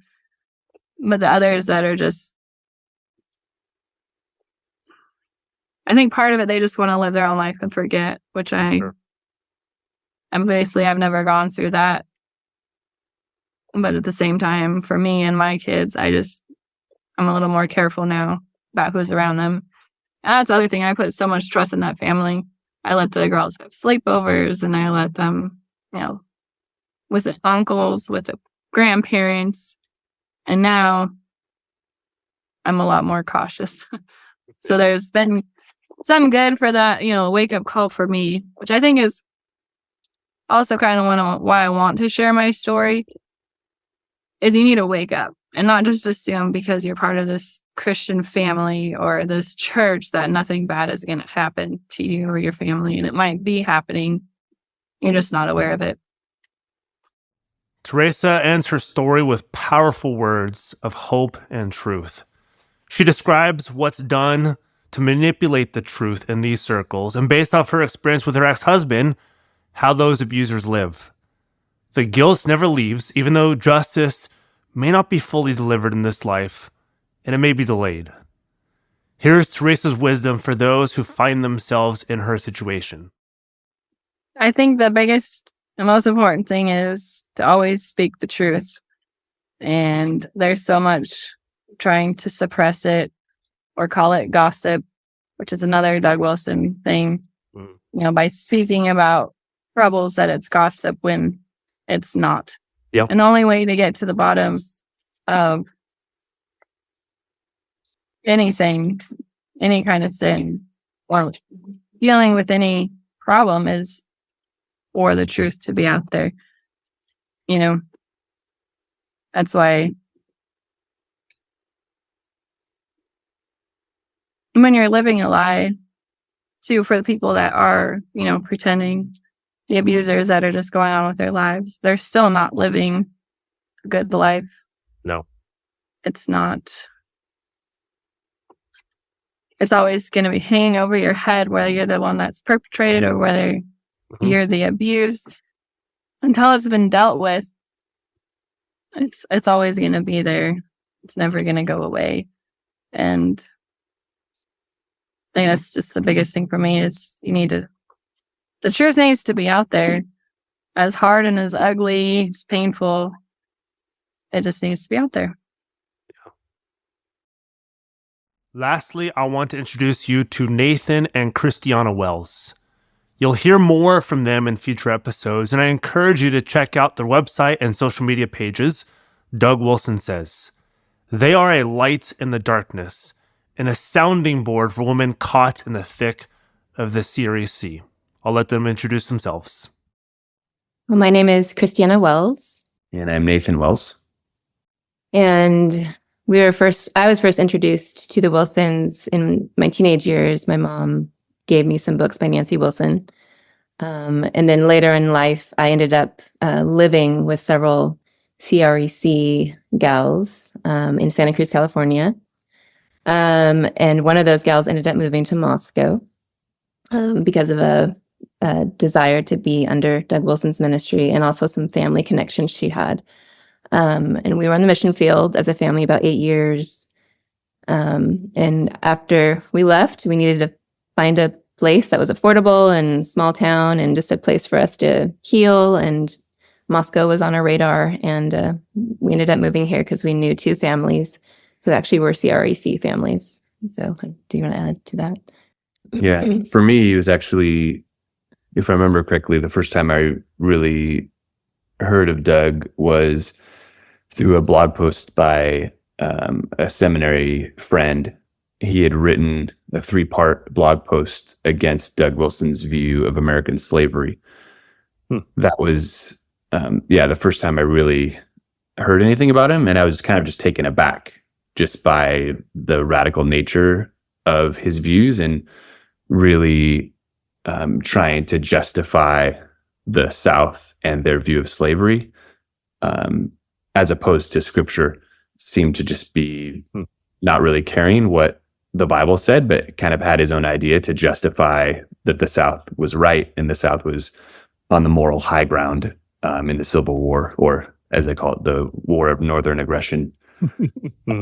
So yeah, that was kind of the first thing. When we came off the field in Cambodia, our friends, one of them was in Christ Church pretty deeply, and they really felt strongly that we should move to Moscow, and Doug and Nancy could counsel us and fix all our problems, and it would be great. And they really wanted us to come here. Obviously, we already had reservations because we didn't know much, but it was enough to be like, it doesn't sound like someone that we really want to put ourselves. But you had hints of what was happening. Totally, yeah. Yeah, I started to check the weather in Moscow, and then all of these articles started popping up about the abuse. And as someone who I was sexually abused as a child, and so that is a huge issue for me. And there was, when I started to see all of the scandals and the way that the church seemed to be handling or mishandling abuse, we had no interest at that point in joining Christ Church. They're one of the few guests who do not have a personal story of abuse in CREC circles, nor have they ever attended a CREC church, nor one influenced by the CREC. So, what is their relationship to the CREC? Yeah, so you moved to Moscow. Maybe some who are listening are thinking, were you ever part of a CREC? Did you move there for CREC? Have you been part of the CREC church? So what's, talk about your move to Moscow from the mission field. Yeah, so like we said, we had two friends. One was at Christ Church and the other was at a CREC church in town. And we visited both churches when we came here. They're our friends, and so we thought we'd visit and being friendly. Yeah, and both of them knew. We had already said like, yeah, we're not really looking to go to a CREC church. We're more Baptist background. I was about to say you're Baptist. You're not going to go to CREC. So some differences there. But our one friends that were at Christ Church, they were pretty strong in wanting us to go to Christ Church. And they're like, you don't have to be Paedo-Baptist. The Constitution allows for Baptists. It's okay. Like there's a difference of opinion. And, so we interacted and started interacting, theological. I would ask them questions, and most of the questions they didn't have answers to, like they weren't able to articulate their beliefs very well. And so they kept saying, oh, you should talk to Doug. Because he'll know. Like you can talk to him, and I'm like, no, it's okay. It's not a big deal. We're just talking, and it's okay. And they're like, no, you should meet with Doug. And so we ended up having lunch. I ended up having lunch with my friend and Doug Wilson. That was the first time I ever met him. Mm-hmm. And I had questions. I asked, how do you prevent the children in your church from having the same confusion that Israel had, that circumcision was what saved, baptism is what saved. Yeah. How do you help them? And he said, oh, we preach the gospel, and asked them some about the abuse cases that I asked, is there anything you would do differently? Did you learn anything? And he said, yes, there are things we do differently. And he gave some examples. And, overall, it was cordial. It wasn't, I asked him some pretty pointed questions, and it didn't seem like to shake him or be a big deal. And Yeah. But out of that meeting, nothing really changed of our perception of like, yeah, I still don't think that, this is a good situation. We don't agree biblically. And even his view about slavery, different things like that. It was still there and didn't really resolve anything, but we kind of did it more for the sake of our friends. And it was kind of crazy that he would meet with me, but yeah. Here's what the Wells noticed most about Christ Church and her members: the reputation they have earned in the Moscow community.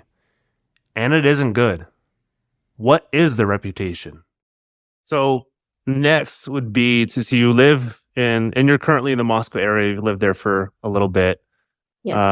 So when you moved there, talk about as you're living there, as you're grocery shopping and church attending and just meeting with people. What did you start learning about how Christ Church people, NSA people, whoever it may be, how they were viewed in Moscow as you've been living there? It became clear pretty soon after moving here that the Christ Church community did not have a good reputation within the city of Moscow for various reasons. Maybe you could. Yeah, is it just because they're preaching the pure gospel and people are just not accepting the pure gospel? It's more than that. It's their attitude, which I would describe as hatred, a hateful attitude toward those outside of the outsiders, or they would call them pagans, the world. They, instead, as people who were just coming from the mission field, we were coming from be a light to the world. For God so loved this world that he gave his only son, that whoever believes in him. And so we're coming from that perspective to a Christian community that hates the world, or so they seem. And so they, the way that they talk about the world, the way that they interact with the world, it's not an attitude of love. And these are lost souls who need Christ. It feels like the enemy. And my first introduction to that came from my friend, who is very much entrenched in the community, really wanted me to join the CREC ladies group, even though I told her I was not going to a CREC church. So I joined to be a good friend. And I thought maybe there could be some advantage to being in a Christian ladies group. Sure. And our kids were also going to be attending Logos at that time. So there'd be some connections. But one of the first posts that I saw on that group was someone stating, "Do not go to the Ulta in town. There is a new trans employee. Stay away. Do not take your children." And the way that it was written and the way that people were responding to it, quite frankly, shocked me. The lack of compassion, the lack of a desire, even if this person was a lost soul. There was no amount of, there was no love. There was no,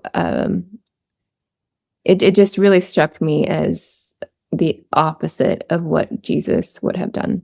Yeah. It wasn't like, let's go share the gospel with him or her. Let's go learn their life circumstances, why they are the way they are. It's this person's blacklisted. Let's not get around them.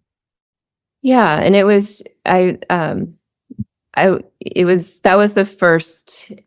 of my first interactions with the ladies in the group, or even in the community. And those attitudes just kept playing out the entire 6 years we've been here. And I would say it culminated during the pandemic. And there's so many things that happened during that time that reflected so poorly on Doug and Christ Church. And I would say that's when the community, at least in our time that we've been here, that's when there was major, I don't know, how would you say it? How would you put it? Well, major hatred towards Christ Church, even more than it had already been. And again, it wasn't in my perspective, it wasn't a gospel issue. It wasn't because they were sharing the gospel. It was because people viewed them as jerks and shoving stuff in people's faces. They arranged going to a local store unmasked to show that they don't need to be afraid, but it just caused a huge blow up, and the police came and the store got shut down because the employees were like telling them to leave and they wouldn't. And just this whole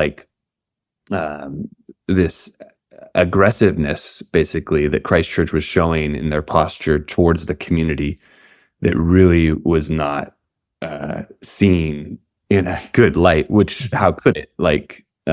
We're basically saying you need to not wear a mask. And that was the most important thing. It wasn't about Jesus. It wasn't about the gospel. It was about their so-called American freedom. They were feeling oppressed. They could worship in their church, even though the local government had a mask mandate and, had the 6 feet thing, just like a lot of places. That they were being allowed to meet in their church. It was being videoed on their live feed, and the city knew they weren't following the rules inside their church, but that wasn't a problem. They were letting it happen. But that wasn't enough for them. They first started singing publicly in Friendship Square, which they've done in the past. But then when that didn't cause a big enough uproar, they decided to have a psalm sing in front of City Hall, which they've never done before. And the city heard about it and painted dots for them in the parking lot, trying to help them. Like, hey, okay, you're coming. Okay, I did not know that. Yeah. And it ended up that 3 people were arrested, but the reason was because they wouldn't show their IDs to the cops who were going to cite them.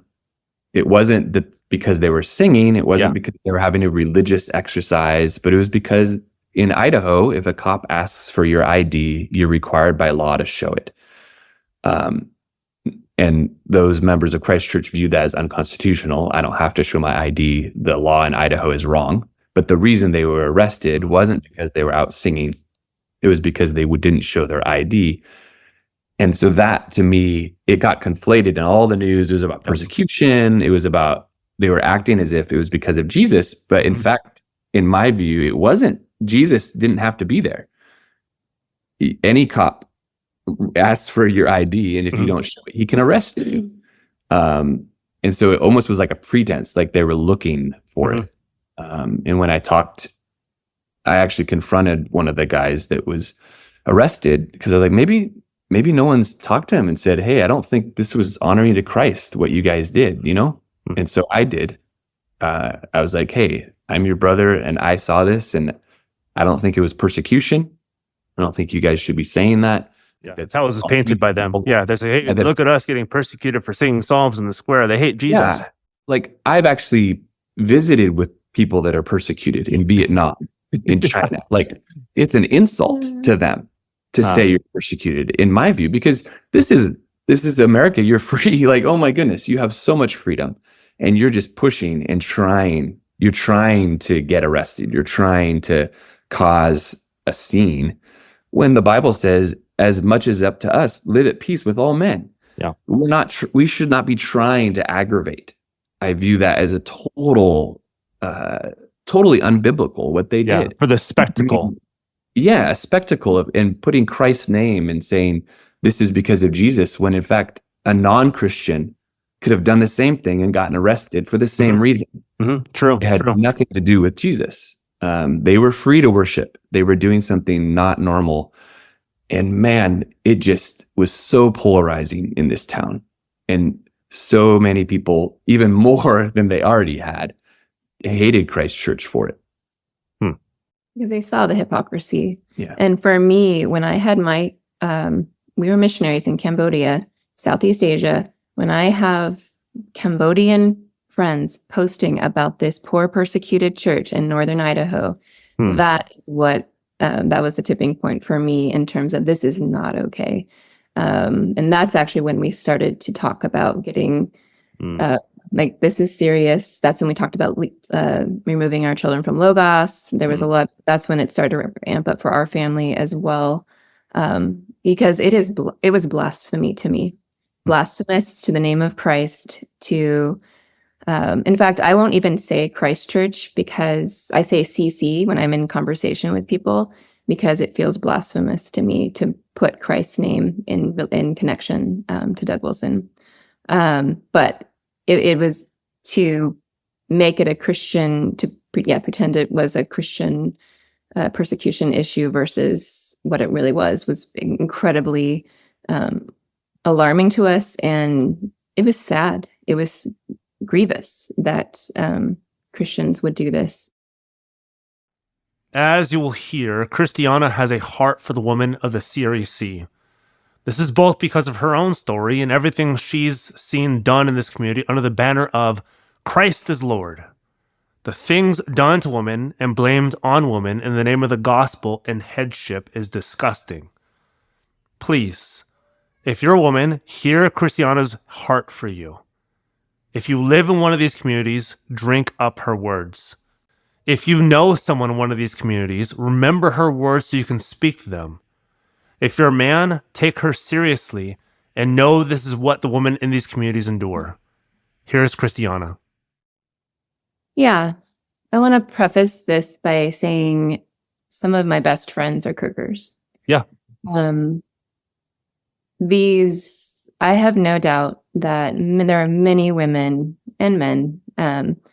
I'm thinking more women personally, but more women within the Christchurch community that are true believers, that are doing what they think is God honoring. And so I do not hate these women. We do not hate Doug Wilson. We do not hate this church. No. It is a gospel issue. And we actually, our motivation is out of love. And so even for those who might listen to this, this is from love. There are so many in the Christchurch community, the CREC community that I admire and love and see as fellow sisters in Christ. With that being said, there were definitely some themes that I started to notice among the CREC women pretty soon after we moved here. My friend, who was very heavily involved at Christchurch, invited me to a prayer meeting. I thought, I'll go to a prayer meeting. Yeah. Typical church stuff to do. Yeah, church stuff. We go to someone's house. And this woman who led the prayer meeting is, again, one of those women that I would count as a true sister in Christ. However, she spent the first 10 to 15 minutes talking to us about how we're not to gossip during the prayer meeting. And I remember sitting there and thinking, why are we talking so much about gossip at a prayer meeting? And I was praying. I'm having thoughts like, do these people have a major problem with gossip? Like, why are we not just praying here? Why? And then she went on to say that the only reason we could have this prayer meeting as women was because the elders of the church gave them permission if they promised not to gossip. And that was very eye-opening to me. First of all, that we had to have permission as women to pray from the elders, but that the elders were assuming that we were going to gossip, and that we could only have this prayer meeting if we promised not to gossip. And yes, I've been to many prayer meetings. That's not how prayer meetings usually go. Perhaps typically it was praying at prayer meetings. Yeah, what I understand. And if someone is gossiping in their prayer, that might be some personalities. Someone might do that. You talk to them about it, or they might apologize after. Like, sometimes that happens, and for men and women. But and maybe it was because I was a newcomer, and they were wanting to make sure that I understood how it worked. My place. I don't know, but that really struck me as odd. I've already talked about the Ulta incident in Parker's Ladies Group. But the other thing I started to notice within the online groups, specifically Rachel Jankovic's, her social media, her Instagram, her Facebook posts. I thought, I'm not so full of myself that I can't follow another woman and learn and glean wisdom from her. And so I started following her on Facebook and Instagram. And very soon after that, I started to notice little, they were very hard they were often hidden, but there were these little theological errors that were coming out. First of all, I wasn't seeing a lot of scripture. Mm-hmm. I also wasn't seeing her attitude in general, even when speaking to fellow Christians, and it doesn't matter, even if she was speaking to the world, it was kind of a mean girl attitude. It wasn't, it seemed to just be very dismissive of other people's opinions and emotions. And so that struck me as just very unchristlike. And then also, but she would say the themes, I started to notice themes within her posts. Mm-hmm. And part of the time she was talking about her various book releases, like her Yoo-Hoo book, or she started this series on, what was it, Hell No or something? She started this series on Hell No, and she'd post something that some person out there on the internet had posted, and she would rewrite it and say how wrong it was. So again, just an attitude of these people are all wrong. I have wisdom. You need to listen to me as I correct these people. But a lot of it, I started to notice themes of obedience was strongly emphasized. Faithfulness was strongly emphasized, similarly. But a lot of talking about heavy burdens, mm-hmm. and that these burdens, and it wasn't that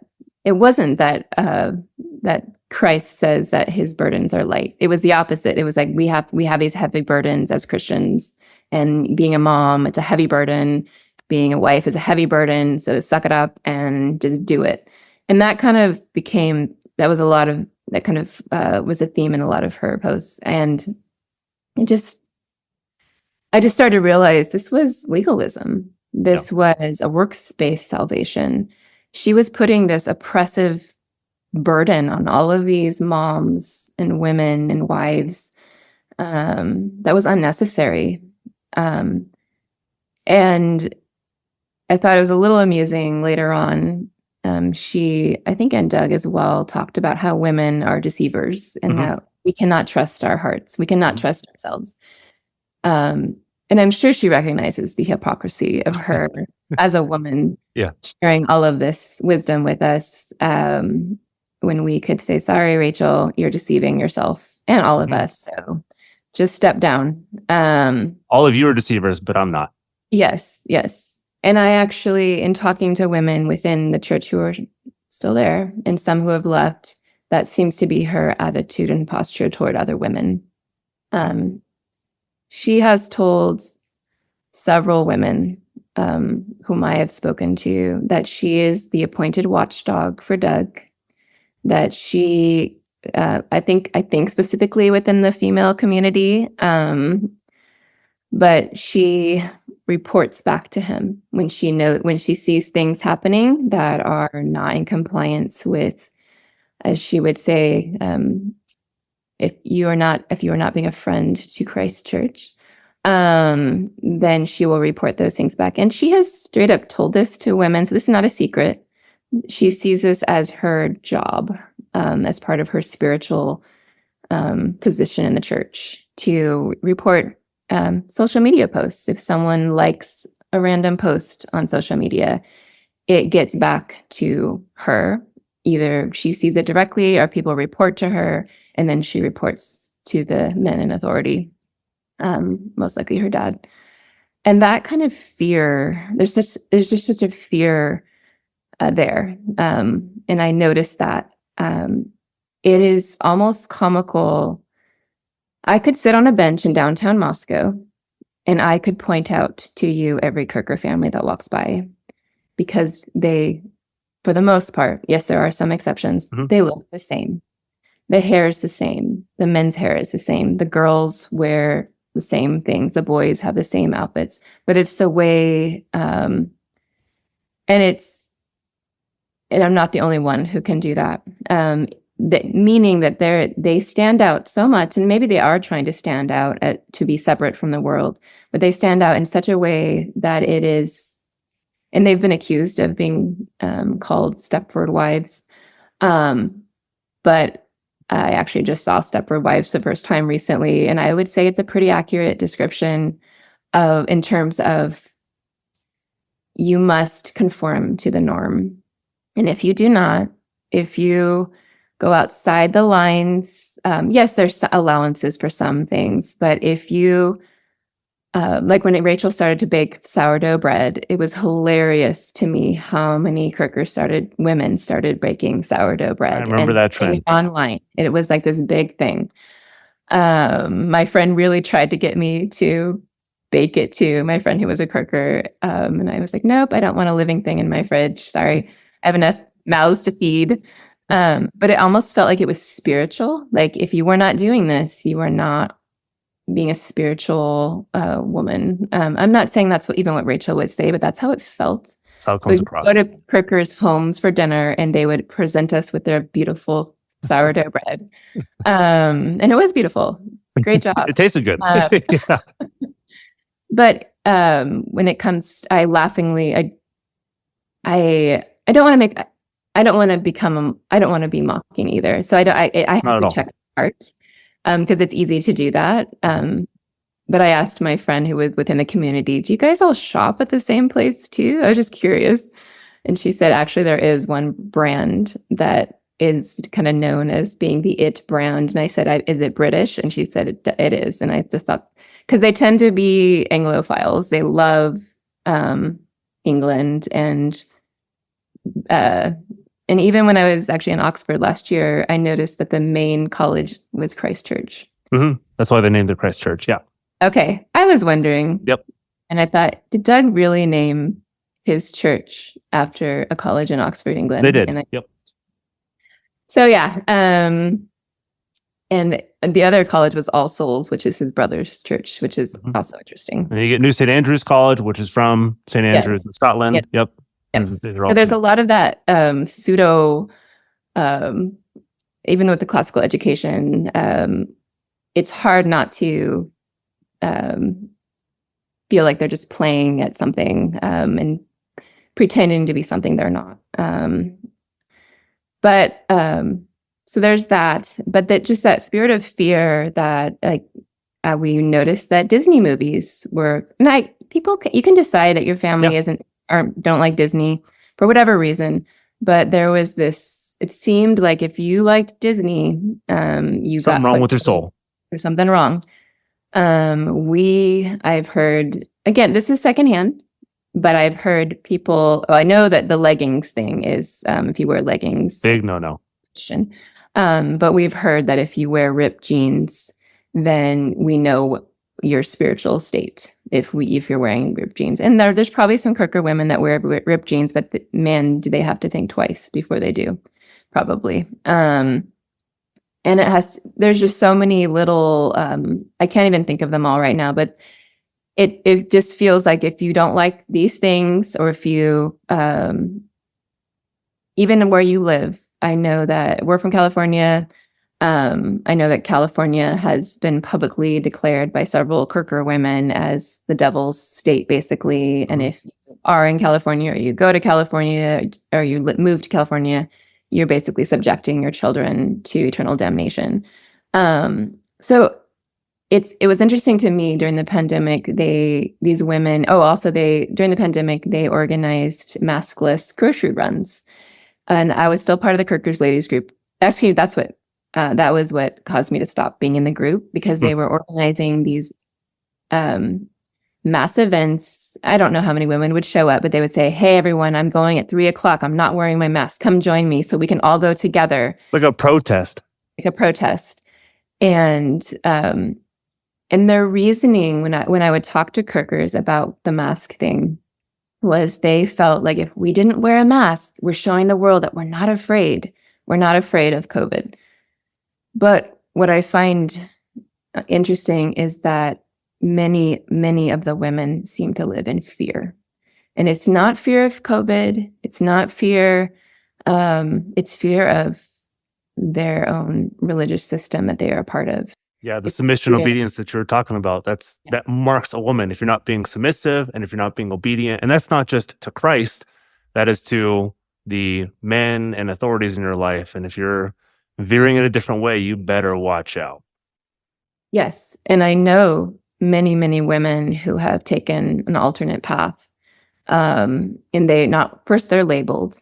Mm-hmm. And it's interesting, with all of the emphasis on not gossiping at the prayer meeting, I have never met a church community that gossips as much as they do within their own community.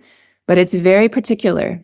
You can gossip about those women who are questionable. Either they're not in line with what the spiritual leaders have declared is the right way, or there's something going on with their marriage, or they're starting to go to church authorities about their husbands abusing them.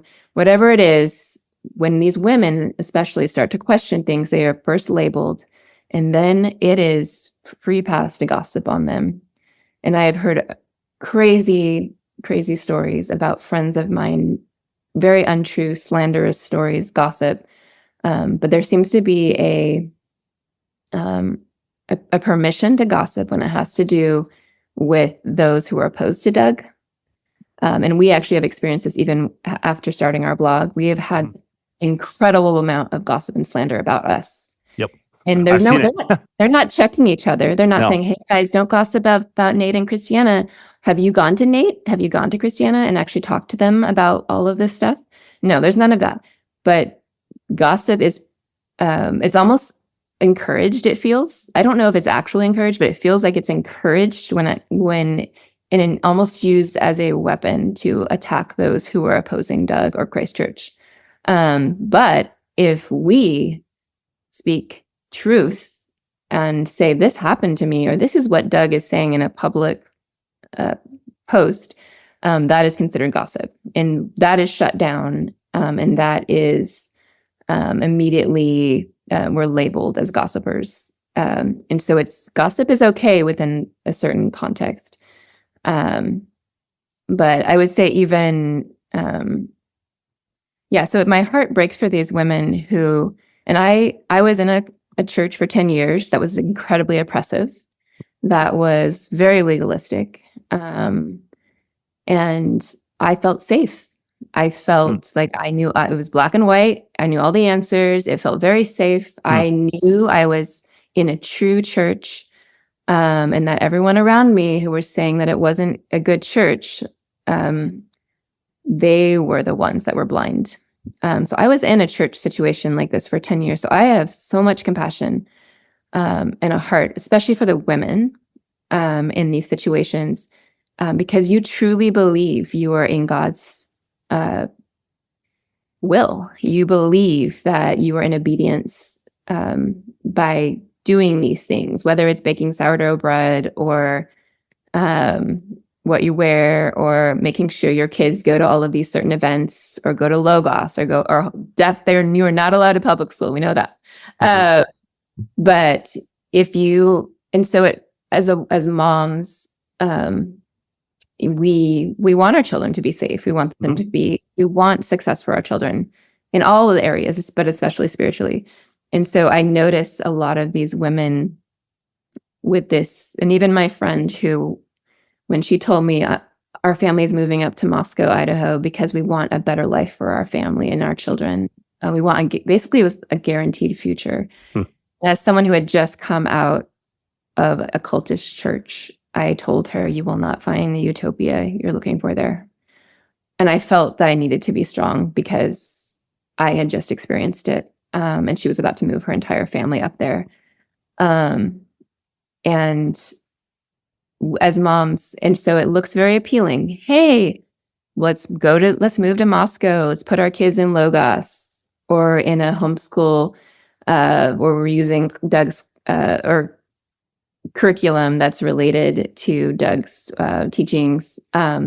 Let's do this, and then they'll go to NSA, and then they'll graduate, and then they'll work for a CREC, and we'll all stay within this little bubble where we have our own doctor, we have our own dentist, we have our own,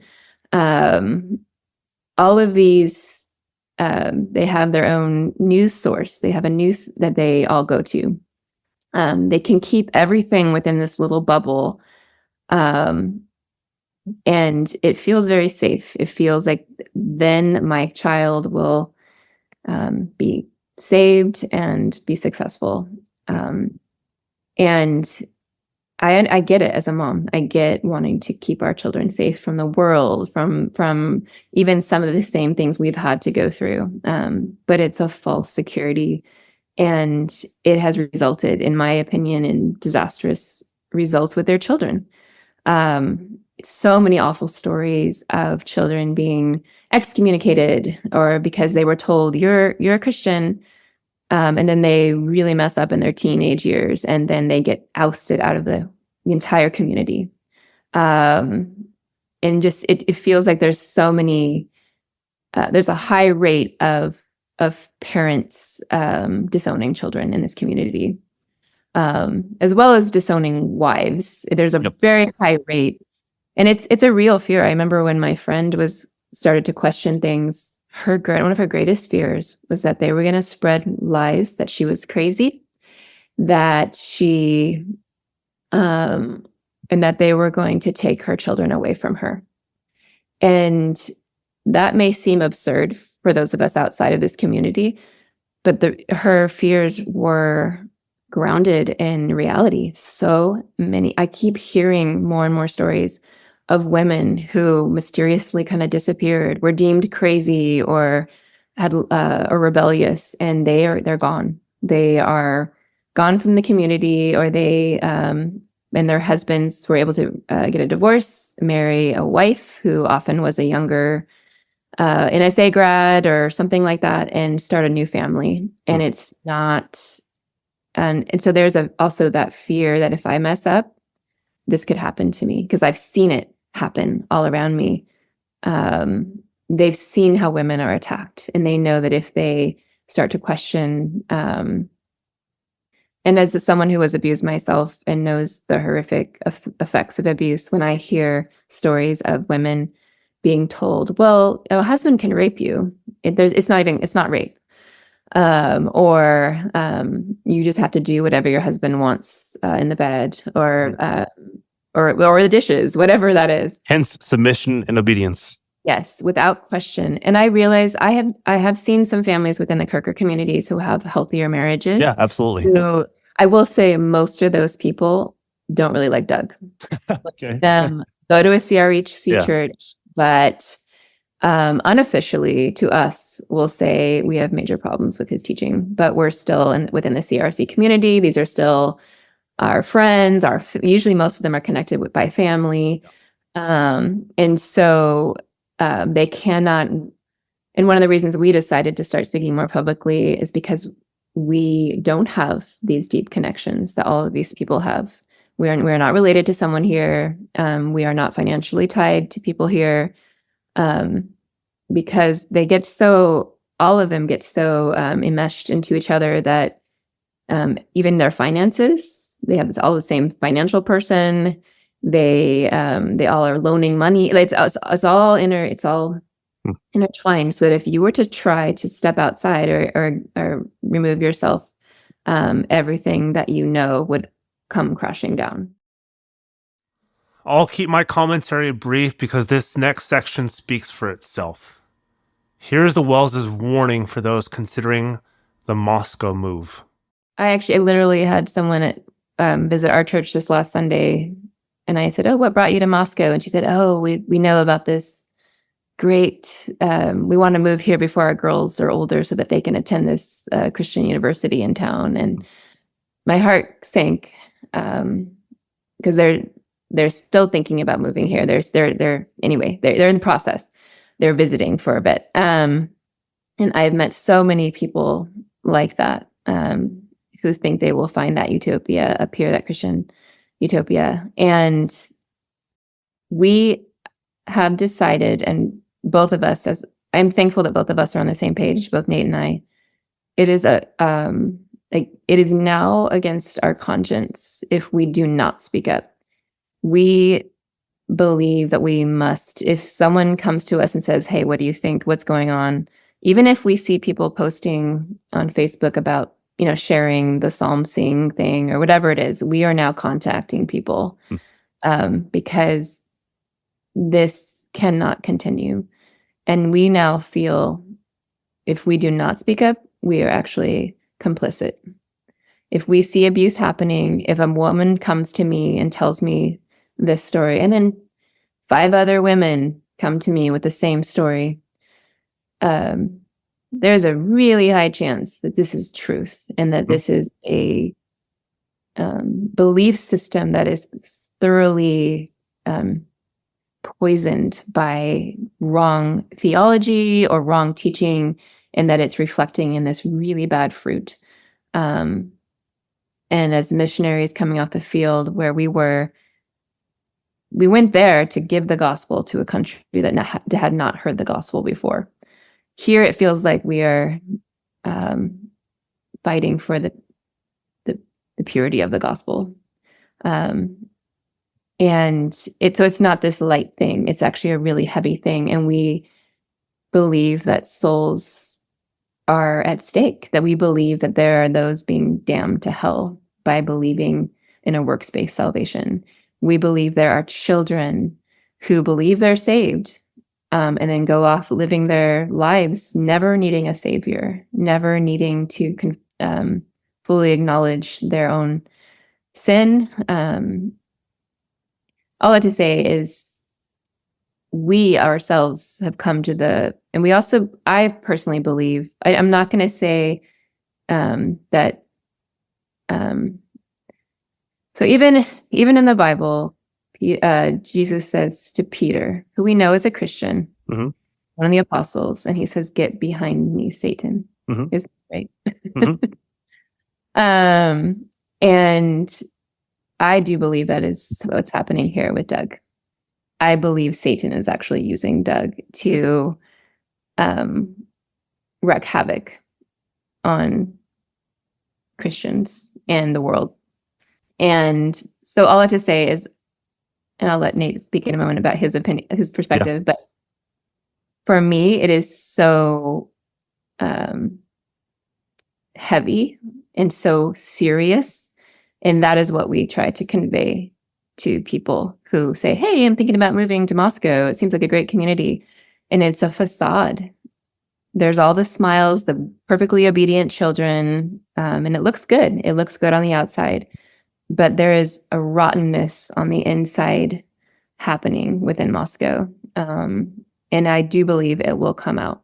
And it has come out as we see these abuse stories and even these many children who have actually left the faith entirely because of their hurt and harm within the church. And so we get very serious with people when they say, oh, I'm going to move to Moscow. I hear you guys live there. What's it like there?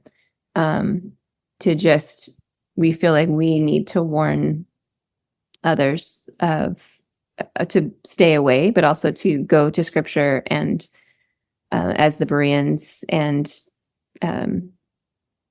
examine if these things be so, and examine the theology, examine all of these stories. Don't just discount them as gossip and slander. Actually look at them.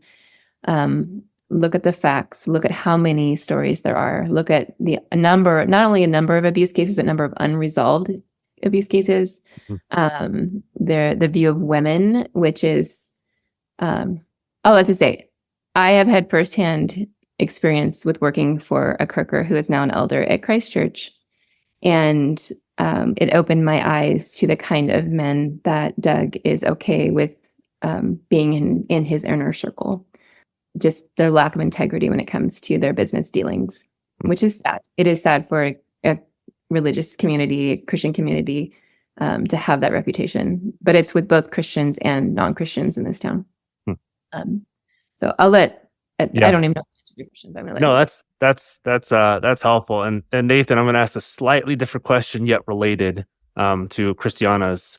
For those who are currently part of this community, and this is also part of Christiana's answer, and who might be starting to see some of this stuff, or not sure what to think about this stuff.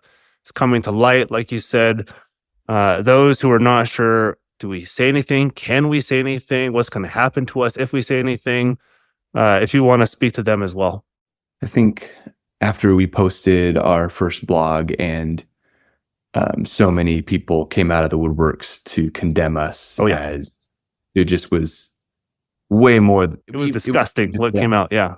We just announced that we were going to be publishing. Yep. And that tweet went to almost 500,000 people because of how much interaction happened. And it was crazy. And I think what it showed me, like, we almost have nothing to lose. Yep. When it comes to us speaking publicly, we have people behind us supporting us worldwide that have, walked with us through this journey of coming to the place where we believe we need to speak publicly. And to this day, I do not judge anyone that is not in that place where they don't feel convicted that they need to speak publicly, because I don't necessarily think it's a strong right or wrong. Yeah, this is your conviction. But what I would say is, man, the small amount of, slander and gossip and condemnation that we experienced, it's no light thing. For all these women who have spoken out, it just gave me like, oh, God, have mercy. Because they don't have the support system we have. No. They don't have people. They have the very opposite. Around the whole United States saying, hey, it's okay, we're with you, what you said was right, and speaking to us the truth, right? And supporting us in the midst of that. They don't have that at all. They have people telling them that they're liars, that they are slandering, that they're gossiping, and they're alone. And they've endured so much evil for speaking up against Doug and speaking what happened to them. And so I would say first, it's going to be costly. If you choose to speak up, it is not going to be easy. It's going to be hard. No, none of the stories that are coming on this show have a happy ending. No, not a single one of them. It is going.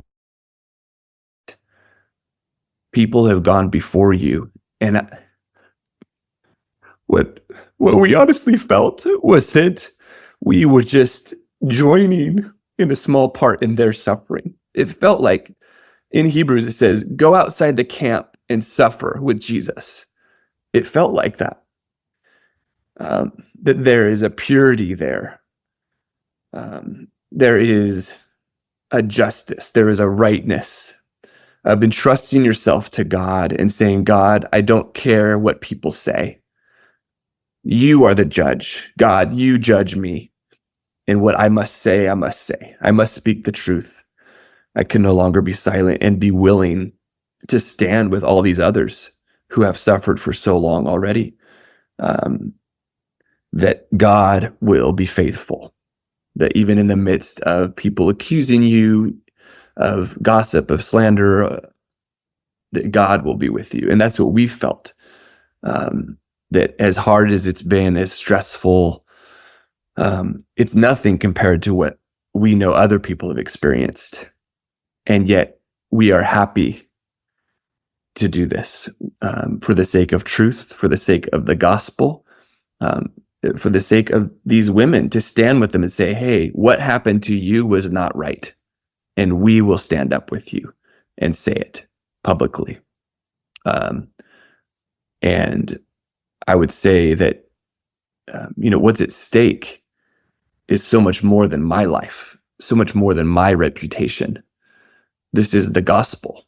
This is the message of Jesus Christ. And so the stakes are high. And so I think to realize that, even at what cost, it blew my mind. We were people were asking us before we did the blog, are you sure you want to put your names? Are you sure you want to be, you don't want to be anonymous? And we're like, no, like it's time. Like we need to speak out. And Christiana said, or the people were like, oh, you know, you might get sued. You might, people will come after you. Doug has started doing that. He hired a law firm to go after some people. And I think what blew my mind and just, Christiana said, you know what, even if we lose our home, this is right. This is what we must do. And so I think, yeah, you have to get to that place of conviction that regardless of the cost, that it's right. And I believe that God will guide and God will provide, and that you're not alone. It can often feel alone when you raise up your voice against Doug in Moscow, but you're not. And that's part of the reason we're speaking out, to say that you're not alone. There are so many people who have stories like yours. There's so many people that have had horrible experiences where they were not given godly counsel and their marriages were destroyed because of it. You're not alone, and God is here. Like Jesus promises by his Spirit to be with us and to never leave us or forsake us. And that's the key. Whether the church community forsakes you, Doug forsakes you, that's not what's the main thing of importance. But Jesus promises that he'll never leave and forsake us. Yeah. Well, Nathan and Christiana, first, thank you for your openness and willingness to speak out when, there is a cost. It's not like there's a potential cost, but there is a cost, because this community is vicious when it comes to anything that goes against Doug Wilson or any of their political takes or theological takes, whatever it is. But I hope people here, even if they disagree with you and even if they don't think you're right on the Wilson community or anything that's going on, that they hear your heart, A, for the gospel, and B, for those, even if some of this stuff is wrong in their eyes, that they see and hear some of this, and that those who are there wrestle with this, and those who are thinking about going there wrestle with this. And sure, I guess it looks shiny on the front end, that it looks welcoming on the front end. And that's not to say that those communities that are actually welcoming have carnage behind them, but this one does, because it's out there. And we have to deal with that. You can't shove it under the rug. But thank you so much for sharing your story, especially really from an outsider's perspective on Moscow. And that's really important for those who aren't part of this. I mean, you live there, but you're not part of the CREC community, or you're not going to Doug's church or any one of the affiliated churches, but just see the fruit and know people in the community. And that's a big deal. That's a really, really big deal. So thank you so much for your wisdom, for your counsel, for your heart, and thank you for your time. I want to thank the anonymous woman I spoke to, also Theresa Smith about her story, and Nathan and Christiana Wells for their bravery, vulnerability, and heart for survivors in the gospel of Jesus Christ. They speak against these evils not because they hate the church and want to give her a black eye, but because they love the church and want to see her purified of this filth. In part 5, we continue profiling stories of abuse in the CREC. We will not stop. See you then.